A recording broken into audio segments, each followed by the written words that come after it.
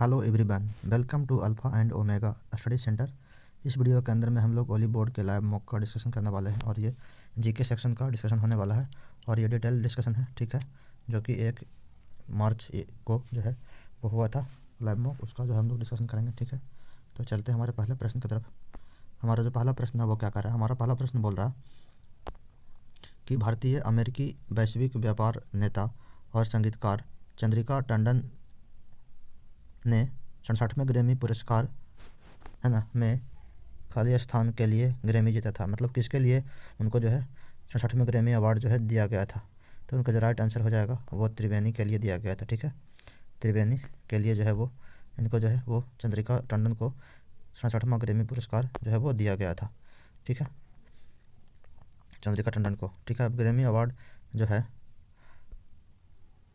का अगर बात की जाए तो ग्रैमी अवार्ड की जो शुरुआत है वो 1959 के अंदर में किया गया था। ग्रैमी अवार्ड की जो शुरुआत है वो सन 1959 के अंदर में किया गया था, ठीक है, 1959 के अंदर में किया गया था, है ना।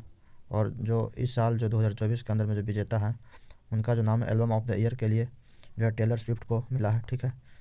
रिकॉर्ड ऑफ द ईयर जो है माइली साइरस को दिया गया है और बेस्ट न्यू आर्टिस्ट का जो अवार्ड है वो विक्टोरिया मोमोट को दिया गया है, ठीक है, मोमोट को दिया गया है। भारत के पहले अगर ग्रैमी अवार्ड विजेता का बात की जाए तो वो हैं पंडित रविशंकर। कौन है? तो पंडित रविशंकर, जिनको कि 1968 में जो है वो ग्रैमी अवार्ड दिया गया था, ठीक है। उनका क्या नाम था? तो बेस्ट मिड्स येस्ट एल्बम के लिए जो है वो बेस्ट जो है वो चैम्बर म्यूजिक परफॉर्मेंस श्रेणी के अंदर में वो जीते थे, है ना, पंडित रविशंकर 1968 के अंदर में, ठीक है। उनको जो सबसे पहला ग्रैमी अवार्ड दिया गया था वो भारतीय थे, है ना। उसके बाद ए आर रहमान की अगर बात की जाए तो ए आर रहमान को जो है सन 2010 के अंदर में जो है सलाम डॉग मिलियन के लिए जो है वो ग्रैमी अवार्ड दिया गया था। ग्रैमी अवार्ड जीतने वाले सबसे कम उम्र का अगर भारतीय का बात करें तो वो है रिक्की केज, है ना। इनको जो है 2015 के अंदर में 33 वर्ष की उम्र में इनको जो है वो ग्रैमी अवार्ड दिया गया था, है ना। ग्रैमी अवार्ड जीतने वाले पहले भारतीय संगीतकार वो पंडित रविशंकर हैं, ठीक है। उसके बाद ग्रैमी में सबसे ज़्यादा नामांकन पाने वाला, नॉमिनेशन सबसे ज़्यादा किसको मिला है? तो वो जाएगा अनुष्का शंकर को दिया गया। 7 बार जो है उनका जो है नॉमिनेशन हुआ है ग्रैमी अवार्ड के लिए। फिर क्या बोल रहा है? लाइफ टाइम अचीवमेंट अवार्ड का अगर बात करें कि लाइफ टाइम अचीवमेंट अवार्ड पाने वाले जो जो भारतीय हैं वो कौन है? वो भी पंडित रविशंकर हैं। कब मिला है? तो लाइफ टाइम अचीवमेंट अवार्ड जो है तो वो हो जाएगा 2013 के अंदर मिला, ठीक है। तो ग्रैमी अवार्ड के अंदर में जो है ना, संगीत के क्षेत्र में लाइफ टाइम अचीवमेंट अवार्ड प्राप्त करने वाले जो पहले भारतीय हैं वो हैं कौन? तो पंडित रविशंकर, ठीक है। नेक्स्ट क्वेश्चन जो है, नेक्स्ट क्वेश्चन क्या बोल रहा है? नेक्स्ट क्वेश्चन का रहा, नेक्स्ट क्वेश्चन बोल रहा है कि रोग के रोगाणु सिद्धांत की अवधारणा किस वैज्ञानिक के द्वारा दिया गया था, ठीक है। तो रोग के जो रोगाणु सिद्धांत है उसकी जो अवधारणा है वो लुईस पास्चर के द्वारा दिया गया था, ठीक है। कौन दिया था? तो लुईस पास्चर के द्वारा दिया गया था। उन्होंने यह सिद्ध किया कि सूक्ष्मजीव जो बैक्टीरिया है बीमारी के प्रमुख कारण होते हैं। उन्होंने पास्चुराइजेशन, है ना, पास्चुरीकरण की प्रक्रिया भी विकसित किया था, ठीक है। और दूध एवं अन्य पदार्थों को सुरक्षित रखा जाता है वो बताया था, ठीक है ना, पास्चुराइजेशन के मेथड से, ठीक है ना। तो पास्चुराइजेशन का खोज जो है वो भी लुईस पास्चर के ही द्वारा किया गया था, ठीक है। रॉबर्ट कोच का अगर बात की जाए तो रॉबर्ट कोच जो है वो उन्होंने लुईस पास्चर के सिद्धांत को और अधिक प्रमाणित किया और यह सिद्ध किया कि एक विशेष रोग एक विशेष प्रकार के रोगाणु यानी बैक्टीरिया के कारण होते हैं, ठीक है। उन्होंने ट्यूबरकुलोसिस जो है टीबी के बैक्टीरिया, कॉलरा इत्यादि के रोगाणुओं की खोज किया था, है ना। तो टीबी और ये कॉलरा के जो है रोगाणु या बैक्टीरिया की खोज किसने किया था? तो इसका आंसर क्या होगा? तो रॉबर्ट कोच के द्वारा किया गया था, ठीक है, रॉबर्ट कोच के द्वारा किया गया था। फिर रॉबर्ट हुक का अगर बात की जाए, रॉबर्ट हुक का बात करें तो सबसे पहले जो है कोशिका की खोज जो है वो रॉबर्ट हुक के द्वारा ही किया गया था, ठीक है। सबसे पहले कोशिका की खोज रॉबर्ट हुक के द्वारा ही किया गया था, ठीक है। उन्होंने जो है कॉर्क की पतली, है ना, स्लाइस को माइक्रोस्कोप से देखकर कोशिका नाम दिया था, ठीक है, कोशिका नाम दिया था, है ना। उसके बाद ये अलेक्जेंडर फ्लेमिंग जो है वो 1928 के अंदर पेनिसिलिन की खोज की थी, है ना। अलेक्जेंडर फ्लेमिंग का बात करें, अगर पूछा जाए कि जो है वो पेनिसिलिन का खोज किसके द्वारा किया गया था तो हो जाएगा अलेक्जेंडर फ्लेमिंग के द्वारा 1928 के अंदर में, ठीक है। पहला जो है एंटीबायोटिक जिससे, है ना, पहला जो है एंटीबायोटिक था, ठीक है, ये पेनिसिलिन जो था वो क्या था? तो पहला एंटीबायोटिक था जिसने बैक्टीरिया जनित, मतलब बैक्टीरिया से होने वाले संक्रमण के इलाज में काम आया, मतलब काम करता था, ठीक है, ये पेनिसिलिन। मेंडल को आनुवंशिकी का जनक कहा जाता है। मेंडल जो है उनको जो है अनुवंशिकी का जनक कहा जाता है, फादर ऑफ जेनेटिक्स कहा जाता है। उन्होंने मटर का पौधे का प्रयोग कर अनुवंशिकता के नियम है ना बनाए थे, ठीक है। इसलिए जो है मेंडल को जो है वो अनुवंशिकी का जनक यानी फादर ऑफ जेनेटिक्स कहा जाता है। नेक्स्ट क्वेश्चन की तरफ चलते हैं। नेक्स्ट क्वेश्चन हमारा क्या बोल रहा है, नेक्स्ट क्वेश्चन जो कह रहा है वो क्या कर रहा है, नेक्स्ट क्वेश्चन वो कह रहा है कि CISC, ठीक है, CISC जिसको फुल फॉर्म क्या होता है, CISC जो है एक प्रोसेसर है, ठीक है। CISC क्या है, एक प्रकार का प्रोसेसर है जिसका फुल फॉर्म होता है कॉम्प्लेक्स इंस्ट्रक्शन सेट कंप्यूटिंग, ठीक है। कॉम्प्लेक्स इंस्ट्रक्शन सेट कंप्यूटिंग एक प्रकार का माइक्रो प्रोसेसर है ना आर्किटेक्चर है जिससे एकल निर्देश कई निम्न स्तरीय संचालन जैसे कि मेमोरी एक्सेस और गणना इत्यादि को निर्दिष्ट करने के लिए निर्दिष्ट किया जा सकता है ना, वो CISC से, ठीक है। कॉम्प्लेक्स इंस्ट्रक्शन सेट कंप्यूटिंग एक प्रकार का प्रोसेसर है, ठीक है। इस प्रोसेसर के में कौन कौन सा मतलब इसका एग्जांपल कौन कौन सा प्रोसेसर है, तो वो है इंटेल x86 है ना आर्किटेक्चर, AMD प्रोसेसर और IBM 370, ठीक है। प्रोसेसर जो है बहुत तरह का होता है, मतलब उसमें मेनली जो है 8 टाइप का होता है, जिसमें से पहला जो प्रोसेसर है उसको बोलते हैं माइक्रो प्रोसेसर, ठीक है। एक होता है माइक्रो प्रोसेसर। माइक्रो प्रोसेसर का जो एग्जांपल है वो है Intel core i3 i5 i7 है ना, AMD रेयन स्नैपड्रैगन और मीडियाटेक, ये सब जो है वो माइक्रो प्रोसेसर का एग्जांपल है। दूसरा जो प्रोसेसर है वह है CISC, ठीक है। सिस्क का फुल फॉर्म भी पूछ सकता है ना। सिस्क का मतलब होता है कॉम्प्लेक्स इंस्ट्रक्शन सेट कंप्यूटिंग, ठीक है। कॉम्प्लेक्स इंस्ट्रक्शन सेट कंप्यूटिंग यह जो है वो प्रोसेसर जो है जटिल है ना कॉम्प्लेक्स निर्देश सेट को सपोर्ट करता है जिसमें एक ही कमांड कई कार्य कर सकते हैं, ठीक है। एग्जांपल में क्या हो गया, इंटेल x86 AMD प्रोसेसर है, ठीक है। उसके बाद जो अगला प्रोसेसर है, अगला टाइप का जो प्रोसेसर है वो है ना, अगला टाइप जो है वो रिस्क है, रिस्क जिसको कि फुल फॉर्म क्या होता है, उसका फुल फॉर्म होता है रिड्यूस इंस्ट्रक्शन सेट कंप्यूटिंग, ठीक है। इसमें कौन कौन सा एग्जांपल है इसका, तो हो जाएगा ARM प्रोसेसर है ना जो कि मोबाइल फ़ोन के अंदर में यूज किए जाते हैं। एप्पल M1 है ना, क्वालकॉम हो गया, स्नैपड्रैगन जो है प्रोसेसर वो कैसा प्रोसेसर है, तो रिस्क प्रोसेसर है, ठीक है, एग्जांपल है। फिर उसके बाद मल्टी कोर प्रोसेसर, चौथा नंबर का प्रोसेसर है वो मल्टी कोर प्रोसेसर है। इसके अंदर में जो है कौन कौन सा प्रोसेसर आता है, डुअल कोर हो गया है ना, क्वाड कोर हो गया, ऑक्टा कोर हो गया, ये सब जो है वो कोच हो गया मल्टी कोर प्रोसेसर के अंतर्गत में आते हैं। फिर ग्राफिक्स प्रोसेसिंग यूनिट, ये भी एक प्रकार का प्रोसेसर का ही टाइप है, ठीक है। इसके अंदर में कौन कौन सा प्रोसेसर आता है, इसका हो जाएगा NVIDIA है ना, जियोफोर्स, AMD रैंडॉन और इंटेल आइरिस XE, ठीक है। ये सब जो है किसका प्रोसेसर है, तो वो है ग्राफिक्स प्रोसेसिंग यूनिट GPU है ना, ग्राफिक्स प्रोसेसिंग यूनिट का है, ठीक है। अगला जो प्रोसेसर है वो कौन सा प्रोसेसर है, तो वो है एडवांस्ड प्रोसेसर, ठीक है। एडवांस्ड प्रोसेसर जो है इसके अंदर में कौन कौन सा प्रोसेसर आता है, तो इसमें आता है ARM कॉर्टेक्स है ना, PIC माइक्रो प्रोसेसर है, ठीक है। और जो सबसे लास्ट टाइप का जो प्रोसेसर होता है वो होता है सुपर एस्केलेटर, क्या होता है, सुपर एस्केलेटर प्रोसेसर, ठीक है। इसके अंदर में कौन कौन सा आता है, तो इंटेल है ना, पेंटियम AMD एथलॉन, ठीक है। इंटेल पेंटियम और AMD एथलॉन जो होता है वो इसका है, तो हो जाएगा सुपर स्केल है ना, सुपर स्केलर प्रोसेसर का, ठीक है। तो ये जो टोटल जो है 8 टाइप का प्रोसेसर होता है, ठीक है। माइक्रो प्रोसेसर सिस्क हो गया, दूसरा हो गया कौन सा, दूसरा हो गया रिस्क है ना जिसको बोलते हैं रिड्यूस इंस्ट्रक्शन सेट कंप्यूटिंग है ना। चौथा हो गया मल्टी कोर प्रोसेसर जिसके अंदर में कि ये डुअल कोर, ऑक्टा कोर ये सब प्रोसेसर आता है। फिर आता है GPU है ना, ग्राफिक प्रोसेसिंग यूनिट हो गया। फिर कौन सा प्रोसेसर जो है DSP है ना, डिजिटल सिग्नल प्रोसेसर हो गया। उसके बाद जो अगला जो प्रोसेसर था EP था है ना, एम्बेडेड प्रोसेसर। और जो लास्ट प्रोसेसर है उसको बोलते हैं सुपर स्केलर प्रोसेसर। ये टोटल 8 टाइप का प्रोसेसर होता है, ठीक है। नेक्स्ट जो क्वेश्चन है वो क्या बोला, नेक्स्ट क्वेश्चन क्या बोल रहा है, नेक्स्ट क्वेश्चन कर रहा है कि खानवा के युद्ध के बाद जो है वो जो कि 1527 ईस्वी के अंदर में हुआ था है ना, वो किसके बीच हुआ था, तो हो जाएगा बाबर और राणा सांगा के बीच हुआ था। इस युद्ध में जो है बाबर जो है वो जीत गया था और राणा सांगा जो है वो क्या हुआ था, हार गया था, ठीक है।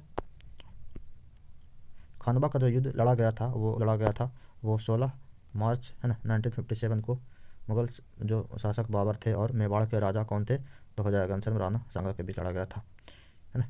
इस युद्ध के अंदर में जो है वो बारूद और घुड़सवार सेना का कुशल उपयोग किया गया था, है ना। और युद्ध में जो है राणा सांगा पराजित हो गया था और उसकी जो शक्ति है कमज़ोर हो गई थी, ठीक है ना। इस युद्ध के बाद जो है बाबर ने खुद को गाजी का उपाधि धारण किया था, जिसको कि गाजी का मतलब होता है धर्म योद्धा, ठीक है, धर्म योद्धा की उपाधि धारण किया था, ठीक है। और बाबर द्वारा जो प्रमुख जो युद्ध मेन जो युद्ध है ना, जैसे कि पानीपत का युद्ध हो गया है ना, खानवा का युद्ध हो गया, चंदेरी का युद्ध हो गया, घाघरा का युद्ध हो गया है ना। पानीपत का युद्ध जो है 1526 के अंदर में हुआ था, बाबर और इब्राहिम लोदी के बीच हुआ था। खानवा का जो 1527 में हुआ था, जो अभी हम लोग बाबर और नरसिंह के बीच, यही क्वेश्चन है। उसके बाद चंदेरी का जो 1528 के अंदर में हुआ था, बाबर और मेदिनी राय के बीच हुआ था। घाघरा का जो 1529 में हुआ था, वो बाबर और अफगान शासकों के मध्य लड़ा गया था, ठीक है। ये सब जो कुछ इंपॉर्टेंट जो है उनके युद्ध हैं, बाबर लड़ाए गए युद्ध हैं, ठीक है। नेक्स्ट क्वेश्चन की तरफ चलते हैं। नेक्स्ट क्वेश्चन क्या बोल रहा है, नेक्स्ट क्वेश्चन कर रहा जो है, नेक्स्ट क्वेश्चन है वो बोल रहा कि भारत के प्रधानमंत्री अपनी सरकार के खिलाफ जो है अविश्वास प्रस्ताव जो है वो पर मतदान में भाग नहीं ले सकता। कब भाग नहीं ले सकता है, तो कब नहीं ले सकता है भाग, जब वह राज्यसभा का सदस्य हो, है ना, तब जो है वो भाग नहीं ले सकता। किसमें, तो अविश्वास प्रस्ताव में के अंदर मतदान नहीं कर सकता, ठीक है, जब वो राज्यसभा का मेंबर हो तब, ठीक है। भारत के प्रधानमंत्री जो है वो लोकसभा के प्रति उत्तरदायी होता है, क्योंकि सरकार का गठन लोकसभा के बहुमत के आधार पर होता है, इसलिए, ठीक है। अगर प्रधानमंत्री राज्यसभा का सदस्य हो तो वे लोकसभा का में भी विश्वास और अविश्वास प्रस्ताव में मतदान नहीं कर सकता, क्योंकि राज्यसभा में इस तरह का कोई मतलब मतदान नहीं होता है, ठीक है। तो जो है प्रधानमंत्री जो होता है वो लोकसभा के प्रति उत्तरदायी होता है, ठीक है। ये भी बात को याद रखना है, ठीक है। अनुच्छेद 75 का जो 3 है ना, आर्टिकल 75 का जो 3 है वो बोलता है कि मंत्रिपरिषद जो है वो संसद के उस सदन के प्रति उत्तरदायी होगा जिसमें बहुमत होगा। बहुमत जो होता है वो लोकसभा के अंदर में होता है। लोकसभा के बारे में बोल रहा है कि मंत्रिपरिषद जो होता है वो लोकसभा के प्रति उत्तरदायी होता है। ये आर्टिकल जो है वो 75 के 3 के अंदर में लिखा हुआ है, ठीक है। लोकसभा का जो विशेषाधिकार है, अविश्वास प्रस्ताव जो है केवल लोकसभा के अंदर में ही लाया जा सकता है। ये एक प्रकार का विशेष अधिकार है किसका, लोकसभा का, ठीक है। राज्यसभा के अंदर में नहीं लाया जाता है। अविश्वास प्रस्ताव जो के लिए जो है आवश्यक जो समर्थन होना चाहिए, कम से कम जो है 50 सदस्य संसदों का जो है वह समर्थन होना जरूरी होता है, ठीक है। भारत के पहले राज्यसभा के, है ना, निर्वाचित प्रधानमंत्री जो है, राज्यसभा से निर्वाचित प्रधानमंत्री मतलब राज्यसभा के मेंबर थे डायरेक्ट जो है, उसके बाद जो है पीएम बन गए हैं। कौन कौन, इंदिरा गांधी, है ना, 1966 के अंदर में, और मनमोहन सिंह 2002 से 2014 के बीच में, ठीक है। तो ऐसे 2 प्रधानमंत्री थे जो कि राज्यसभा के मेंबर थे, उसके बाद डायरेक्ट जो है प्रधानमंत्री बन गए थे, ठीक है। तो ये इंदिरा गांधी और जो कि 1966 में बने थे, और मनमोहन सिंह 2004 के अंदर बने थे। जो हमारा नेक्स्ट क्वेश्चन है वो नेक्स्ट क्वेश्चन क्या बोल रहा है, नेक्स्ट क्वेश्चन कह रहा कि जो है वो सऊदी जो है एयरपोर्ट प्रदर्शनी 2024, है ना, के अंदर में जो है वो किस भारतीय हवाई अड्डे को जो है अभूतपूर्व डिजिटल, है ना, नवाचारों के लिए अंतर्राष्ट्रीय स्तर का मान्यता दी गई है। तो इसका जो राइट आंसर हो जाएगा वो हो जाएगा, है ना, GMR हैदराबाद अंतर्राष्ट्रीय एयरपोर्ट लिमिटेड को जो है वो जो है अभूतपूर्व डिजिटल नवाचारों के लिए अंतर्राष्ट्रीय स्तर पर मान्यता प्राप्त किया गया है, ठीक है। भारत के जो प्रमुख अंतर्राष्ट्रीय हवाई अड्डे हैं उनके बारे में कुछ जान लेते हैं, है ना। तो इसमें से एक है इंदिरा गांधी इंटरनेशनल एयरपोर्ट जो कि दिल्ली के अंदर में है, ठीक है। शिवाजी इंटरनेशनल एयरपोर्ट जो है वो कहाँ पर है, तो मुंबई के अंदर में है, छत्रपति शिवाजी। उसके बाद फिर है कैंपेगौड़ा अंतर्राष्ट्रीय हवाई अड्डा, कहाँ पर है, तो हो जाएगा बेंगलुरु के अंदर में। राजीव गांधी जो है अंतर्राष्ट्रीय हवाई अड्डा जो हैदराबाद के अंदर में है। चेन्नई जो अंतर्राष्ट्रीय हवाई अड्डा चेन्नई के अंदर में है, ठीक है। यह भारत का सबसे पुराना जो है हवाई अड्डा है, चेन्नई हवाई अड्डा, ठीक है। उसके बाद नेताजी सुभाष चंद्र बोस जो है अंतर्राष्ट्रीय हवाई अड्डा जो है वो कहाँ पर है, तो वो है कोलकाता के अंदर में, है ना। तो हवाई अड्डा से रिलेटेड जो है वो हमेशा क्वेश्चन साथ रहता है कि कौन सा हवाई अड्डा किस स्टेट के अंदर में है, ठीक है। भारतीय विमान प्राधिकरण जिसको बोलते हैं एयरपोर्ट अथॉरिटी ऑफ इंडिया, जिसके थ्रू जो है वो एरोप्लेन का जो संचालन होता है ना, हवाई जहाज़ों का संचालन किया जाता है, उसका जो सबसे मतलब जो प्रमुख जो थी मतलब संस्था होती है उसको बोलते हैं कोची भारतीय विमानपत्तन प्राधिकरण, जिसको अंग्रेजी में क्या बोलते हैं AAI airport authority of India, है ना। इसकी अगर स्थापना का बात किया जाए, है ना, एयरपोर्ट अथॉरिटी ऑफ इंडिया की स्थापना का अगर बात किया जाए तो उसका जो स्थापना है वो 1 अप्रैल 1995 को किया गया था, और इसका मुख्यालय जो है वो कहाँ, दिल्ली के अंदर में, ठीक है। उसके बाद जो है इंटरनेशनल लेवल पर जो है एयरपोर्ट का जो संचालन को जो देखता है उसका जो संस्था का जो नाम है वो है इंटरनेशनल सिविल एविएशन ऑर्गेनाइजेशन, ठीक है, ICAO, ठीक है, जिसकी स्थापना जो है वो 7 दिसंबर को 1944 के अंदर में किया गया था, शिकागो के अंदर में, ठीक है। और इसका जो हेड क्वार्टर है वो है मॉन्ट्रियल कनाडा के अंदर में। तो ICAO international civil aviation organisation, है ना, की जो स्थापना है वो किया गया था, कब किया गया था, तो हो जाएगा आंसर में 7 दिसंबर 1944 को, और इसका मुख्यालय जो है वो मॉन्ट्रियल कनाडा के अंदर में है, ठीक है।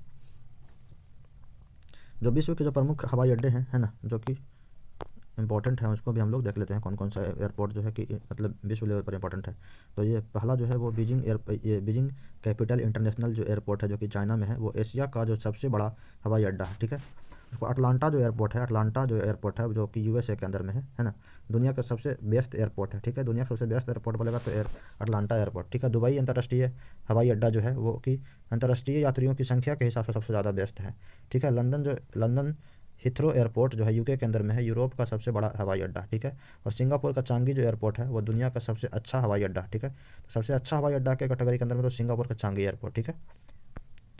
और जो है भारत में जो कुछ और महत्वपूर्ण जो हवाई अड्डा है उसके बारे में भी जान लेते हैं, ठीक है। तो भारत का जो कुछ महत्वपूर्ण हवाई अड्डा है ना, जैसे कि कुशीनगर अंतर्राष्ट्रीय हवाई अड्डा है ना, जो कि उत्तर प्रदेश के अंदर में है। यह बौद्ध पर्यटन को बढ़ावा देने के लिए जो है इसका उपयोग किया जाता है, ठीक है। कुशीनगर अंतर्राष्ट्रीय हवाई अड्डा को, जो कि उत्तर प्रदेश के अंदर में है।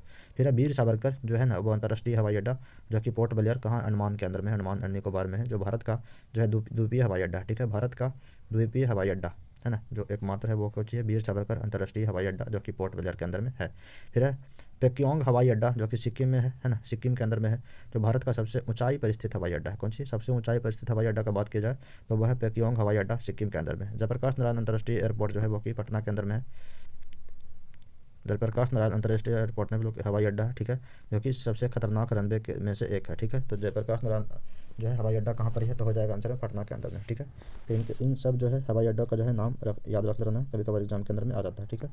नेक्स्ट क्वेश्चन की तरफ चलते हैं। नेक्स्ट क्वेश्चन जो है वो क्या कर रहा है, नेक्स्ट क्वेश्चन कर रहा कि स्वराज्य मेरा जो जन्मसिद्ध अधिकार है वो नारा किसके द्वारा जो है वो दिया गया था, ठीक है। तो नारा जो है वो बाल गंगाधर तिलक के द्वारा ही दिया गया था। स्वराज्य मेरा जन्मसिद्ध अधिकार जो है ना, बाल गंगाधर तिलक के द्वारा ही दिया गया था, है ना। ये जो पूरा नारा है वो है क्या है, तो वो पूरा नारा है स्वराज मेरा जन्मसिद्ध अधिकार है और मैं इसे लेकर रहूँगा, है ना। यह प्रसिद्ध नारा दिया गया था। यह नारा भारतीय स्वतंत्रता संग्राम के दौरान है ना, स्वराज्य है ना की मांग को प्रबल देने के लिए दिया गया था। तिलक जो है भारतीय राष्ट्रीय आंदोलन में गरम दल के नेता थे, ठीक है। तो बाल गंगाधर तिलक जो थे वो भारतीय राष्ट्रीय आंदोलन के अंदर में जो है गरम दल के नेता थे और लोकमान के रूप में, है ना, उनको एक नाम था लोकमान, है ना, लोकमान के रूप में प्रसिद्ध थे। तिलक जो है वो केसरी और मराठा जो है वो दो समाचार पत्रों का जो है वो प्रकाशन मतलब किए थे स्वतंत्रता आंदोलन के दौरान, है ना। इनका पूरा नाम का अगर बात किया जाए, है ना, तो इनका पूरा जो नाम है वो है केशव गंगाधर तिलक, है ना, और इनके उपनाम जो है वो लोकमान तिलक है, ठीक है। तो बाल गंगाधर तिलक का पूरा नाम अगर बोलेगा तो हो जाएगा आंसर में केशव गंगाधर तिलक और उपनाम क्या हो जाएगा, लोकमान तिलक, ठीक है। जन्म का बात की जाए तो 23 जुलाई है ना 1856 को, है ना, 1856 के अंदर में रत्नागिरी महाराष्ट्र के अंदर में इनका जन्म हुआ था, ठीक है। अगर जन्म का बात की जाए तो 23 जुलाई 1856 के अंदर में रत्नागिरी महाराष्ट्र में हुआ था और मृत्यु जो है वो 1 अगस्त 1920 को हुआ था, ठीक है। कहाँ हुआ था, तो मुंबई के अंदर में। और जो बाल गंगाधर तिलक जो थे वो एक संगठन से जुड़े हुए थे जिसका नाम है होम रूल लीग संगठन, है ना, जो कि 1916 के अंदर में बना था। इनकी महत्वपूर्ण जो पुस्तक है ना, जो कि एग्जाम के दृष्टि से महत्वपूर्ण है, उनको में से कौन कौन है, तो उनमें से एक है गीता रहस्य, ठीक है। दूसरा है Arctic home in the Vedas. और बाल गंगाधर तिलक के द्वारा जो है कुछ त्यौहार का भी शुरुआत किया गया था, है ना, तो जिसमें से एक गणेश उत्सव है और दूसरा जो है शिवाजी उत्सव है। गणेश उत्सव की शुरुआत 1893 के अंदर में किया गया था और शिवाजी उत्सव की जो शुरुआत है या जयंती की शुरुआत जो है वो 1894 के अंदर में किया गया था, है ना। तो बाल गंगाधर तिलक के द्वारा, ठीक है। कुछ महत्वपूर्ण जो है वो नारे हैं वो भी थोड़ा सा हम लोग कर लेते हैं रिवीजन, ठीक है, जो कि एग्जाम पॉइंट ऑफ व्यू से इंपॉर्टेंट है ना। जैसे कि स्वराज्य मेरा जन्मसिद्ध अधिकार है, जो कि ये क्वेश्चन था, है ना, जो कि बाल गंगाधर तिलक के द्वारा जो है वो दिया गया था। इनकलाब जिंदाबाद का जो नारा है भगत सिंह के द्वारा दिया गया था, है ना। साइमन कमीशन वापस जाओ का नारा जो है वो साइमन कमीशन के विरोध में 1928 के अंदर में दिया गया था। करे मरो का जो नारा है वो महात्मा गांधी के द्वारा दिया गया था, भाषण आंदोलन के दौरान में दिया गया था। जयप्रकाश जय जवान जय किसान का जो नारा है वो लाल बहादुर शास्त्री के द्वारा दिया गया था, ठीक है। उसके बाद सरफरोशी की तमन्ना अब हमारे दिल में है ना, ये वाला जो नारा है वो रामप्रसाद बिस्मिल के द्वारा दिया गया था, ठीक है। वंदे मातरम का जो नारा है बंकिम चंद्र चटर्जी के द्वारा दिया गया था। सत्य में विजय थे जो है वो मुंडू को अपने सच से लिया गया, ठीक है। उसके बाद जय हिंद का जो नारा है वो नेताजी सुभाष चंद्र बोस के द्वारा दिया गया था। दिल्ली चलो का जो नारा है वो भी नेताजी सुभाष चंद्र बोस के ही द्वारा दिया गया था। तो मुझे खून दो मैं तुम्हें आज़ादी दूंगा, इसका जो नेताजी सुभाष चंद्र बोस के ही द्वारा दिया गया था, है ना। साम्राज्यवाद को नाश हो का नारा भगत सिंह के द्वारा ही दिया गया था, ठीक है। ये तो कुछ प्रमुख नारे हैं।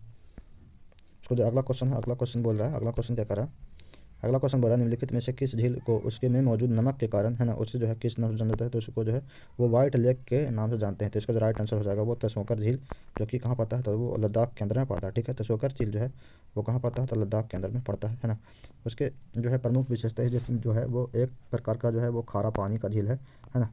खारा पानी का झील होने के कारण जो है इसमें घुले हुए जो खनिज है अधिक मात्रा के कारण उसकी सतह पर जो है सफ़ेद रंग की परत जो है दिखाई पड़ती है, जिसके कारण उसे जो है वाइट लेक कहा जाता है ना। किसको, तसोकर जो है झील, है ना। तसोकर झील जो है एक आर्द्रभूमि भी है ना।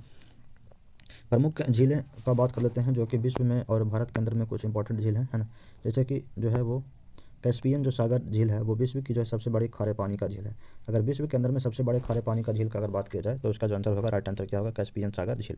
ठीक है। बैकाल झील जो है वो रूस के अंदर में पड़ता है, जो कि विश्व का सबसे गहरा है ना, सबसे गहरा मीठे पानी का झील है। ठीक है। वो कौन है, बैकाल झील, जो कि रूस के अंदर में पड़ता है, विश्व की सबसे गहरे मीठे पानी का झील। विक्टोरिया झील का अगर बात किया जाए तो विक्टोरिया झील जो है वो अफ्रीका के अंदर में पड़ता है और ये अफ्रीका की सबसे बड़ी झील है। सुपीरियर झील जो है वो अमेरिका और कनाडा की सीमा के बीच में पड़ता है ना, जो कि विश्व का सबसे बड़े मीठे पानी का झील है, जो क्षेत्रफल के आधार पर है ना, क्षेत्रफल के आधार पर जो है सबसे बड़े मीठे पानी का झील का अगर बात की जाए विश्व के अंदर में तो सुपीरियर झील हो जाएगा। ठीक है ना। उसके बाद जो है डेड सी जो है, मृत सागर जो है वो विश्व की सबसे खारी झील है ना, जिसमें जो है तैरना आसान होता है। ठीक है। अरल सागर जो है, अरल सागर है ना, कजाकिस्तान और उज्बेकिस्तान की सीमा के बीच में है ना। तो अरल सागर का बात किया जाए तो अरल सागर जो है वो कजाकिस्तान और उज्बेकिस्तान की सीमा के बीच में है ना, जो मानवीय गतिविधियों के कारण सूख चुकी है और यह एक महत्वपूर्ण झील है। तो अरल सागर का जो है वो लोकेशन याद रख लेना है कि वो कहाँ कहाँ है। तो अरल सागर जो है वो कजाकिस्तान और उज्बेकिस्तान की सीमा के बीच में है। ठीक है। अब बात करते हैं भारत की प्रमुख झीलों की बात करते हैं। तो बोलर झील जो है, भारत के अंदर में जो बोलर झील है वो जम्मू कश्मीर वाला इलाका में पड़ता है और भारत का जो सबसे बड़े मीठे पानी का झील है। ठीक है। तो भारत के अंदर बात की जाए तो सबसे बड़े मीठे पानी का झील है वो हो जाएगा बोलर झील। ठीक है। डल झील का अगर बात करें तो डल झील जो है वो जम्मू कश्मीर के अंदर में ही पड़ता है और वो कश्मीर के गहना कहते हैं ना, डल झील को जो है जम्मू कश्मीर के अंदर में कश्मीर का गहना कहा जाता है। पुलिकट झील का अगर बात करें जो कि आंध्र प्रदेश और तमिलनाडु की सीमा के बीच में स्थित है ना, भारत की दूसरी सबसे बड़ी लैगून झील है। ठीक है। भारत की जो है दूसरी सबसे बड़ी लैगून झील है कौन सा, पुलिकट झील। ठीक है। जो कि कहाँ पर पड़ता है, तो पुलिकट झील जो है वो उड़ीसा के ये आंध्र प्रदेश और तमिलनाडु की जो है सीमा के में पड़ता है ना, और भारत की दूसरी सबसे बड़ी लैगून झील है। ठीक है। चिल्का झील जो है वो उड़ीसा के अंदर में ही पड़ता है, चिल्का झील उड़ीसा के अंदर में पड़ता है और यह भारत की जो है सबसे बड़े खारे पानी का झील है। ठीक है। तो सबसे बड़ा खारा पानी का झील का बात करेगा तो वो कौन सा हो जाएगा, वो हो जाएगा चिल्का झील। ठीक है। अगर सबसे बड़ा मीठे पानी का झील का बात करेगा तो वो हो जाएगा बोलर झील। ठीक है। भारत की दूसरी सबसे बड़ी लैगून झील का बात करेगा तो वो हो जाएगा पुलिकट झील। ठीक है। लोकटक झील जो है वो मणिपुर के अंदर में पड़ता है और यह भारत का एकमात्र तैरता हुआ झील है ना, झील है। ठीक है। तैरता हुआ झील है ना। उसके बाद सांभर झील जो है वो राजस्थान के अंदर में पड़ता है। सांभर झील जो है वो कहाँ पड़ता है, राजस्थान के अंदर में पड़ता है और भारत का जो है सबसे बड़ा खारे पानी का झील है। तो सबसे बड़ा खारे पानी का झील का अगर बात करा जाएगा तो हो जाएगा कौन सा हो जाएगा, सांभर झील। ठीक है। सांभर झील, यहाँ नमक उत्पादन होता है। ठीक है। उसके बाद जो है तसोकर झील जो है वो लद्दाख के अंदर में पड़ता है, जिसको वाइट लेक कहा जाता है। पेंगोंग जो झील है वो लद्दाख के अंदर में ही पड़ता है ना, और जो है वो नौक झील या नाक की जो झील है वो हिमाचल प्रदेश के अंदर में पड़ता है। तो ये कुछ जो झील है उनको जो है नाम और लोकेशन को याद रख लेना। ठीक है। जो कि एग्जाम की दृष्टि से महत्वपूर्ण है। ठीक है। नेक्स्ट क्वेश्चन की तरफ चलते हैं। नेक्स्ट क्वेश्चन जो है, नेक्स्ट क्वेश्चन क्या बोल रहा है, नेक्स्ट क्वेश्चन है जो कि कह रहा है कि विंडोज़ में किसी फाइल को अस्थायी रूप से है ना डिलीट करने के लिए या हटाने के लिए किस कीवर्ड का इस्तेमाल किया जाता है। ठीक है ना। अस्थायी रूप से हटाने के लिए किस की का उपयोग किया जाता है। तो इसका जो राइट आंसर हो जाएगा वो शिफ्ट प्लस डिलीट हो जाएगा। ठीक है। शिफ्ट प्लस डिलीट से जो है वो अस्थायी रूप से जो है वो जो है डिलीट हो जाता है। ठीक है।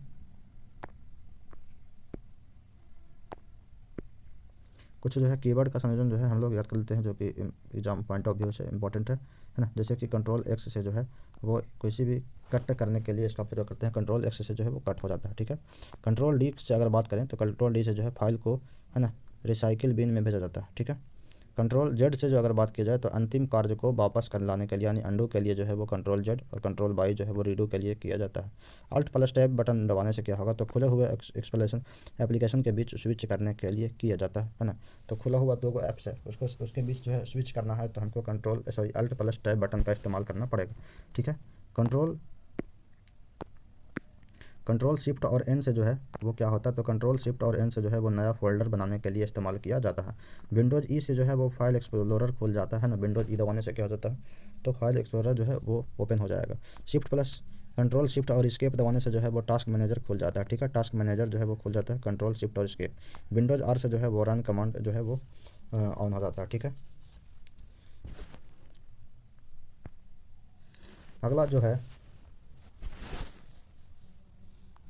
अगला क्वेश्चन क्या बोल रहा है, अगला क्वेश्चन है श्वास नलियाँ है ना, जिसको कि ब्रोंकियाई बोलते हैं, वो मानव शरीर में निम्नलिखित में से किसका एक अंग है। तो श्वास नली जो है वो जो है फेफड़ा का एक अंग है। क्या है? फेफड़ा का एक अंग है। श्वास नली जो है क्या है? फेफड़ा का एक अंग है। ठीक है। श्वास नली का बात करें तो मानव श्वसन तंत्र का एक महत्वपूर्ण है ना, अंग है, महत्वपूर्ण अंग है। यह श्वास नली से है ना निकलने वाली दो मुख्य शाखाएं होती है ना। श्वास नली जो होता है वो मुख्य, जिसको कि ट्रैकिया कहा जाता है ना, उससे दो प्रमुख शाखा निकलती है। दोनों जो है ना दोनों अलग अलग, दोनों फेफड़ा के अंदर में प्रवेश करती है। दो शाखा निकलती है। श्वास नली जो है वो दो शाखा में बढ़ती है, दोनों फेफड़ों के अंदर में मतलब प्रवेश करती है उसकी शाखा। और प्रत्येक जो मुख्य श्वास नली है ना, प्राइमरी जो ब्रोंकियाइस होता है ना, ब्रोंकियस होता है, आगे और शाखाओं में विभक्त होती है ना, विभक्त हो जाती है, जो अंततः जो है फेफड़ों के वायु कोष्ठकों, जिसको कि एल्वेलियाई तक जाती है। ठीक है, एल्वेलियाई तक जाती है, एल्वेलियाई तक जो है वो जाती है। करा फेफड़ा जो होता है वो ऑक्सीजन है ना, फेफड़ा जो होता है वो ऑक्सीजन को रक्त में पहुंचाने और कार्बन डाइऑक्साइड है ना को बाहर निकालने का कार्य करता है। ठीक है, फेफड़ा का काम क्या होता है? तो ऑक्सीजन को रक्त में पहुंचाना और कार्बन डाइऑक्साइड को बाहर निकालने का काम करता है, वो फेफड़ा का काम होता है। ठीक है, फेफड़ा का जो होता है मुख्यतः जो है वो 5 भाग होता है। कितना भाग होता है? 5 को पार्ट होता है, 5 भाग में बांटा होता है। ठीक है, फेफड़ा जो होता है वो 5 भाग में बांटा होता है। पहला जो भाग होता है उसको बोलते हैं श्वास नलियाँ, ब्रोंकियाई। इसका काम क्या होता है? श्वास नली से जो है वायु को फेफड़ा तक पहुंचाने का काम करता है। श्वास नली क्या करता है? तो वायु को जो है वो फेफड़ा तक पहुंचाने का काम करता है। दूसरा जो भाग होता है ब्रोंकियोल्स होता है ना, ब्रोंकियोल्स। यह ब्रोंकियाई की छोटी शाखाएं है ना होती है ना, ब्रोंकियाई की छोटी शाखाएं होती है जो वायु को और गहराई तक ले जाती है। ठीक है, ब्रोंकियोल्स जो होता है वो वायु को और गहराई तक के ले जाता है। तो तीसरा जो पार्ट होता है उसको बोलते हैं एल्वियोई। एल्वियोली जो होता है यह गैस विनियमन का मुख्य स्थान होता है। मतलब गैस जो है आपस में चेंज होता है, कार्बन डाइऑक्साइड ऑक्सीजन जो है आपस में एक दूसरे से चेंज होता है। जहाँ ऑक्सीजन जो है रक्त में प्रवेश करती है और कार्बन डाइऑक्साइड जो है वो बाहर निकलती है। तो यहाँ जो मेन पार्ट जो होता है वो एल्वियोलियाई के अंदर में ही जो है ऑक्सीजन और कार्बन डाइऑक्साइड जो है ब्लड के अंदर से में प्रवेश और बाहर निकलता है। ठीक है, तो चौथा पार्ट जो होता है उसका नाम होता है प्लूरल मेम्ब्रेन। ठीक है, प्लूरल मेम्ब्रेन जो होता है वो किसका पार्ट है? तो ये भी जो है श्वसन तंत्र का ही पार्ट है ना। प्लूरल मेम्ब्रेन फेफड़ा को सुरक्षा प्रदान करता है। इसका काम क्या होता है? फेफड़ा को सुरक्षा प्रदान करना होता है और चिकनाई प्रदान करना, घर्षण कम करना, इसका काम होता है। और जो पांचवा सबसे लास्ट जो भाग होता है वो होता है डायफ्राम। ठीक है, डायफ्राम जो होता है वो श्वसन प्रक्रिया में सहायक पेशी होता है जो संकुचित और फैलकर वायु को अंदर बाहर ले जाने में मदद करता है। ठीक है, ठीक है, यह है डायफ्राम। ठीक है, यह है श्वास नलिकाएं है ना, श्वासनी। ठीक है, ये सब जो है कुछ पार्ट दिया हुआ है। ये एल्वेलियाई होता है, यहाँ पर ही जो यहीं पर ही जो है ना, एल्वेलियाई के अंदर में जो है कार्बन डाइऑक्साइड और ऑक्सीजन जो है वो ब्लड के अंदर से जो है वो ब्लड में मिलता है और बाहर निकलता है। ठीक है, एल्वेलियाई से ही। ठीक है, नेक्स्ट क्वेश्चन की तरफ चलते हैं। नेक्स्ट क्वेश्चन जो है वो क्या कर रहा है? नेक्स्ट क्वेश्चन जो है वो बोल रहा है राष्ट्रपति शासन लगाने की घोषणा को खाली स्थान के द्वारा अनुमोदित किया जाना चाहिए। तो ये हो जाएगा राष्ट्रपति का जो शासन जो है लगाने की घोषणा जो है वो लोकसभा और राज्यसभा दोनों है ना के द्वारा जो अनुमोदित किया जाता है। ठीक है, राष्ट्रपति शासन की अगर बात किया जाए तो राष्ट्रपति शासन जो है अनुच्छेद जो है वो 356 है ना, अनुच्छेद 356 के तहत जो है राष्ट्रपति शासन लगाया जाता है, जो कि राज्य सरकार संवैधानिक प्रावधानों का पालन करने में असमर्थ होता है तब लगाया जाता है। ठीक है, अगर राज्य सरकार जो है वो संवैधानिक है ना प्रावधानों को पालन करने में असमर्थ होता है तब जो है वहाँ पर जो है वो राष्ट्रपति शासन लगाया जाता है। और कौन सा आर्टिकल के तहत? अनुच्छेद 356 के तहत। राष्ट्रपति शासन लागू करने की जो प्रक्रिया होती है उसको में जो है कुछ स्टेप्स का फॉलो किया जाता है जो है ना।